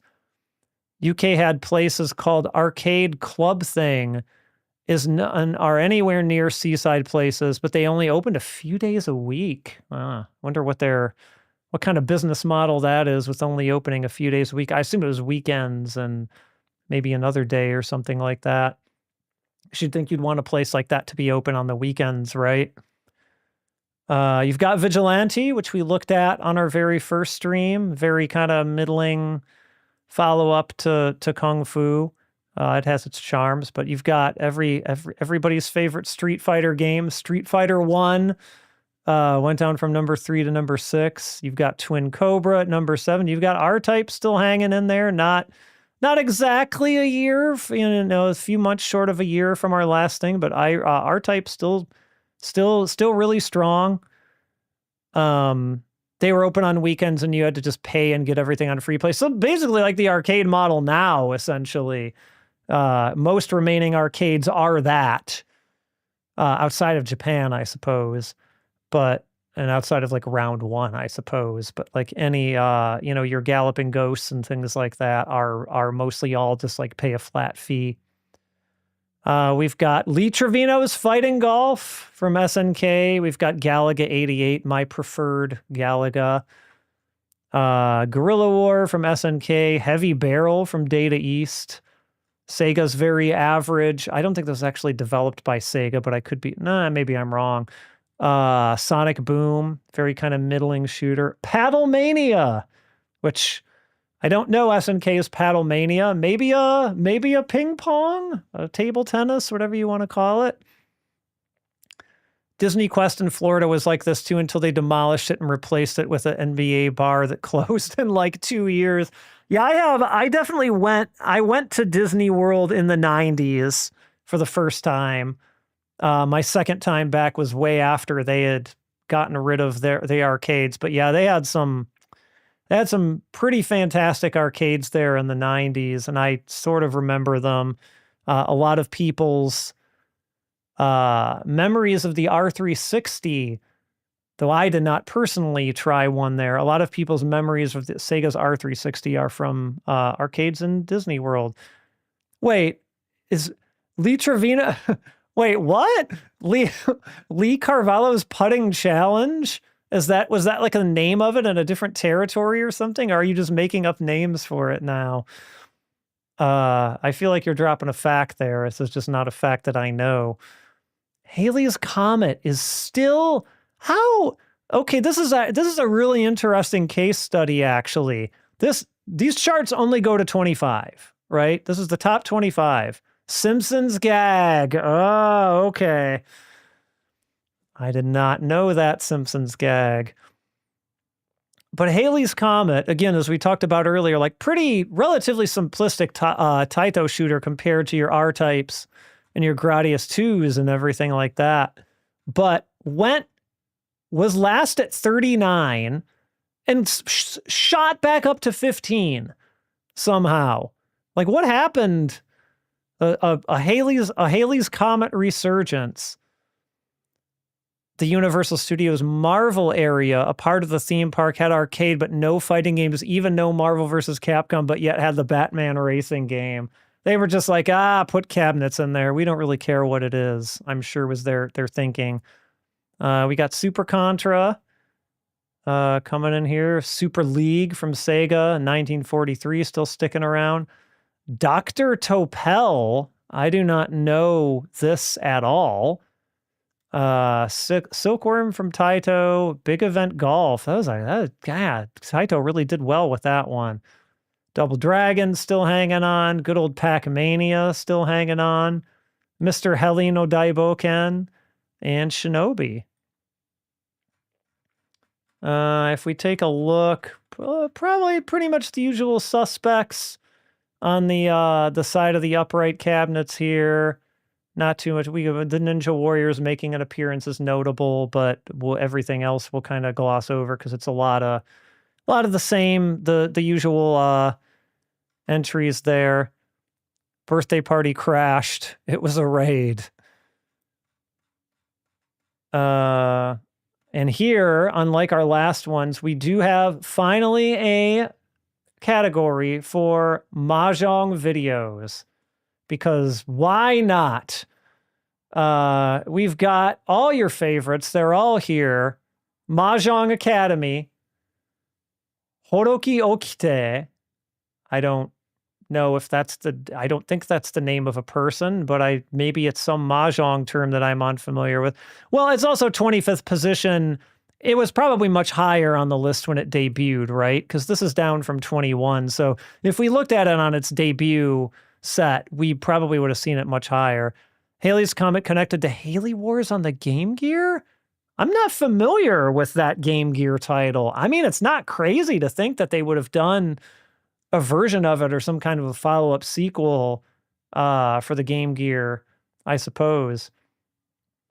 But you've got even your things like Super Real Mahjong Part 2 that have now made it into their own category here. Mahjong Horoki Garden, Dakko-chan, Janso. So yeah, we got a top 5 of Mahjong games up till some point. What would we do without them, really? When you step back and think about it, right? We certainly would have a lot less fodder on this stream. That much I can say for sure. We've got a Gradius ad, and interestingly, it's actually showing you a little screenshot from all the stages here too. And it's telling you it's like high-speed scroll for stage 6. So it's kind of giving you a preview here. The Super Real Mahjong games are anime Mahjong games, though. Okay. Are they also sexy, or are they just anime? Is the real question there, because you could have a real best of both worlds situation on your hands, right? Closing it out, it looks like Bravo Man. Birabo Man. I always have a little bit of a tongue twister for me to say that. We got Namco's Bravo Man, and we've got Happy Date, which is probably a love tester. by the looks of it here. Let's take a look at Happy Date. Oh yeah, that's totally a love tester. Yep, we've all seen these, surely some versions of these that, you think of like pizza parlors or maybe a bar or something like that, right? And just to round things out, we'll go up 1 year in Gamist, and we'll take a look at the year that Gradius 2 came out, and we'll see how Gradius 2 did according to the readers of Gamist. I think you can probably already guess. Super Real Mahjong was a long-running mahjong franchise at the time, alongside Jaleco's Stie Pai. I love having, and I say this in complete truth. Like, I do love having mahjong experts that tune in for this. Like, it offers a perspective for this that I just do not have. So I truly do appreciate the mahjong information. Let's see if we can get a slightly more zoomed in look at this. Here we go. So these are the Gamist Awards for 88. And not too surprisingly, Gradius 2, kind of number one with a bullet here at 187. We've got Lost World, aka what is it? Forgotten World is the localized title of it, I think, or Forgotten Worlds. The Capcom shooter with the dial control for aiming your gun. You've got Bravo Man here, the game we just looked at the ad for in Game Machine. You've got Taito's The Ninja Warriors at number 4, and I mean, Sasuga Gamisto no Dokusho. So it's exactly the thing I would expect of the readers of Gamist, right? Like voting the Ninja Warriors at number 4. I'm shocked that they didn't put the Ninja Warriors at number 1. I really am. I guess Gradius 2 is just too good to, and obviously these other games are too good to have put the Ninja Warriors up there. The Ninja Warriors is like number 1 of these games in my heart, but Gradius 2 is definitely a better game. I won't disagree with them there. Once I get the last stage of the Ninja Warriors down a little bit better, we'll see a Ninja Warriors stream. You've also got Power Drift from Sega, a pretty well-known racing game that I haven't played too much of, but has a really great track in it, Like the Wind. Awesome song. You've got Ordyne from Namco, Ajax, not to be confused with Enerjax from Konami. You've got Sivalion from Taito, the sort of paddle shooter, I guess, where you're controlling this dragon. That'll be a fun one to stream one of these days too, since I got the gear for it. Galaxy Force 2. I'm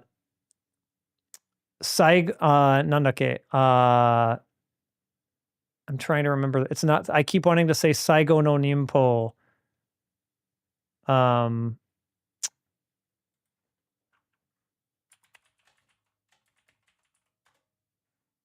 Nindo, of course. Looking at the kanji now, I'm like, of course it's Nindo. I had a brain fart there. Saigo no Nindo. And Final Lap. So let's take a look, zoom out a little bit here, and see if Gradius 2 got anything else of note. It looks like in Best Graphics, it got number 3, which was, as people were commenting, with like the fire dragons and everything, like Gradius 3 also.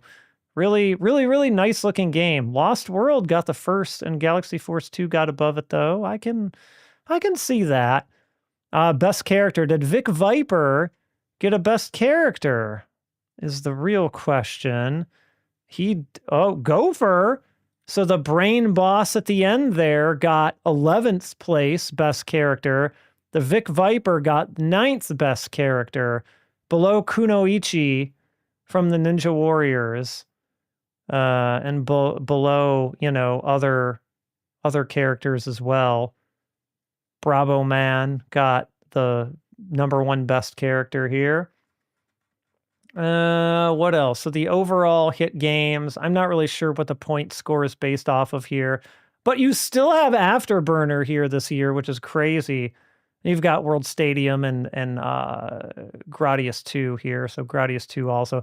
I think this is just like not only taking into account what came in this year, this is probably just based on popularity over time, because you've got things like Outrun still showing up here as well too, right? Let's just see if there's anything else in any of these other categories. Gradius 2 had to get a best VGM. Yeah, I like this. I like these top two for best VGM. You've got the Ninja Warriors at number 1, which is like Ninja Warriors, Daddy Mulk. Like, of course that's going to be number 1 for VGM. And you've got Gradius 2 right there under it. Like, I think that's very fair. But you've also got the Castlevania Haunted Castle, Akumajo Dracula, the arcade at number 7. The music is about the best thing about that game. Best shooting award, of course, goes to Gradius 2 with Lost World just under it. Best ending, also Gradius 2, which, I don't know, I think the ending to Ninja Warriors is better than the ending to Gradius 2, but that's just me, I suppose. Yeah, that's the Gamist rankings here.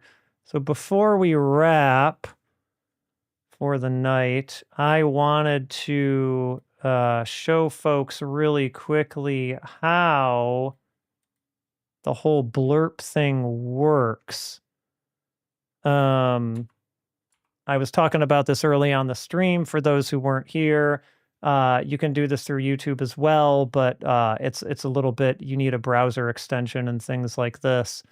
But you can redeem channel points or use bits to play different sound clips that I have collected from different anime and games and Japanese music-related stuff. If you're on Twitch, there's a little widget that'll pop up on the right side of the stream if you kind of mouse over there, and you can interact with that widget, or you can go to the channel points section to redeem only. I'm only able to do 5 of them for 4 channel points. Sorry, 5. Yeah, 5 of them for channel points. But I'm trying to get to the part where I can actually play it and have it play on stream, but I have them coming up as alerts. And so if folks want to play with that, they can. I'm going to play a sample one here just from the panel, and hopefully this works. I know at least one person here will recognize this. Hello, everyone. How are you? Fine, thank you. Oh my god! I wish I were a bird. I wish I were a bird. So yeah, there's a whole bunch of stuff categorized, by the anime, by the game, by the music related things. So if anybody feels like doing that at any point, feel free. It's going to be here going forward. I'll maybe pop one of them once in a while when it's important. And if other folks want to give it a try, they can. You can do exclamation point sounds in the chat if you kind of want to know how that stuff works. But yeah, I'm gonna wind down here for the night. So as usual, we'll be back again on Thursday, but Thursday is gonna be something a little bit different. I don't just want to make every single one of these streams. Tosan has entered the chat. He has. He's hopefully gonna enter the chat again sometime too. But I don't want to make every one of these streams just like, okay, here's some arcade games or whatever. I'm going to try to one credit clear them and talk about history. Like you will definitely, you will not see the last of that. That will happen many, many times, but I want to keep it a little bit different too. I want to introduce more console stuff as well. So, I had a book that got published, a little over a year ago called Gameplay Harmonies, which you can see up in the corner here. It is ostensibly a book about games of which the subject of them is about Japanese recording artists and musicians. Not just so-and-so's music is there. The game itself is based around that musician or recording artist. So none of them made their way west. Most of them are pretty weird. or fun in some way. So I want to take a look at least some of those games. Maybe not every single one. Some of them are kind of derivative of others and are kind of worth skipping over. But there's a lot of them that are really interesting in multiple different ways. So I want to spend Thursday and maybe the next few Thursdays and make it sort of like Gameplay Harmonies Day and play through some of those. There are, Red Spectra, thank you. I appreciate that. It hasn't, as you might imagine, it's so niche it might not have it hasn't become a New York Times bestseller. In fact, the only profit I've turned on it so far has not been through the publisher, but through the copies that I sell at events that I usually table with Enerjax at. And so sometimes folks buy copies there, but I paid for those copies from Limited Run, which I do get at a little bit of a discount. And so I technically did make some profit on selling those at cover price, but like I haven't gotten any royalties, or shall we say. But I knew going in I was making a pretty niche book. So, that's how it goes. Anyway, as sort of a cross promotion and just to kind of show people some of these games firsthand, I wanted to show off some of these. And so we're going to do them chronologically. We're going to go from like Famicom to, I think the highest we ever get is PS2. And I'm going to skip around a little bit, but I'm going to show some of those off. And some of them are going to be real fun for people, I think. I've got some interesting things. There's some interesting peripherals that'll come out. And yes, the game, the Puffy Amiyumi light gun shooter. I'm going to have to research how I can do that. Because I don't think I'll be able to get a full light gun setup that works on a PC by then, which I do plan on doing because I want to do some light gun games on this stream. So I may need to see what my options are for emulating it with a mouse and just, using my mouse as a light gun for that. But yes, the Puffy game is going to be on there for sure. My favorite band, the Yellow Monkey, has a rhythm game called Perfect Performer that will come up. There's a Hote. I think the Hote Tomoyasu game, Stolen Song, is gonna be the star of the show. I really, really do. We're not gonna get to that for another few weeks or another couple weeks, but there's some real killers on there in terms of stream humor. And I think people are going to really like them. Yeah, the Puffy Amiyumi GBA game was the cartoon. And so that's actually why I didn't include it in the book. And so I drew a line. I was like, okay, yes, it's about Puffy, but it's about more the cartoon versions of them. So I kind of feel like it doesn't really count. So I drew a line there because I didn't want to just be writing about things forever. So that's going to be Thursday. I'll have to think about so that's going to be every Thursday for at least a handful of weeks until we get through those games. And then for Tuesday, I'll think about what I want to play for Tuesday, but it won't just be those games both days. We'll make Thursday the day for that. So everybody try and tune in for that if you can. And yeah, until then, thanks for coming as always. Thanks for buying books and following and all those things, and hope to see you all Tuesday. Bye-bye.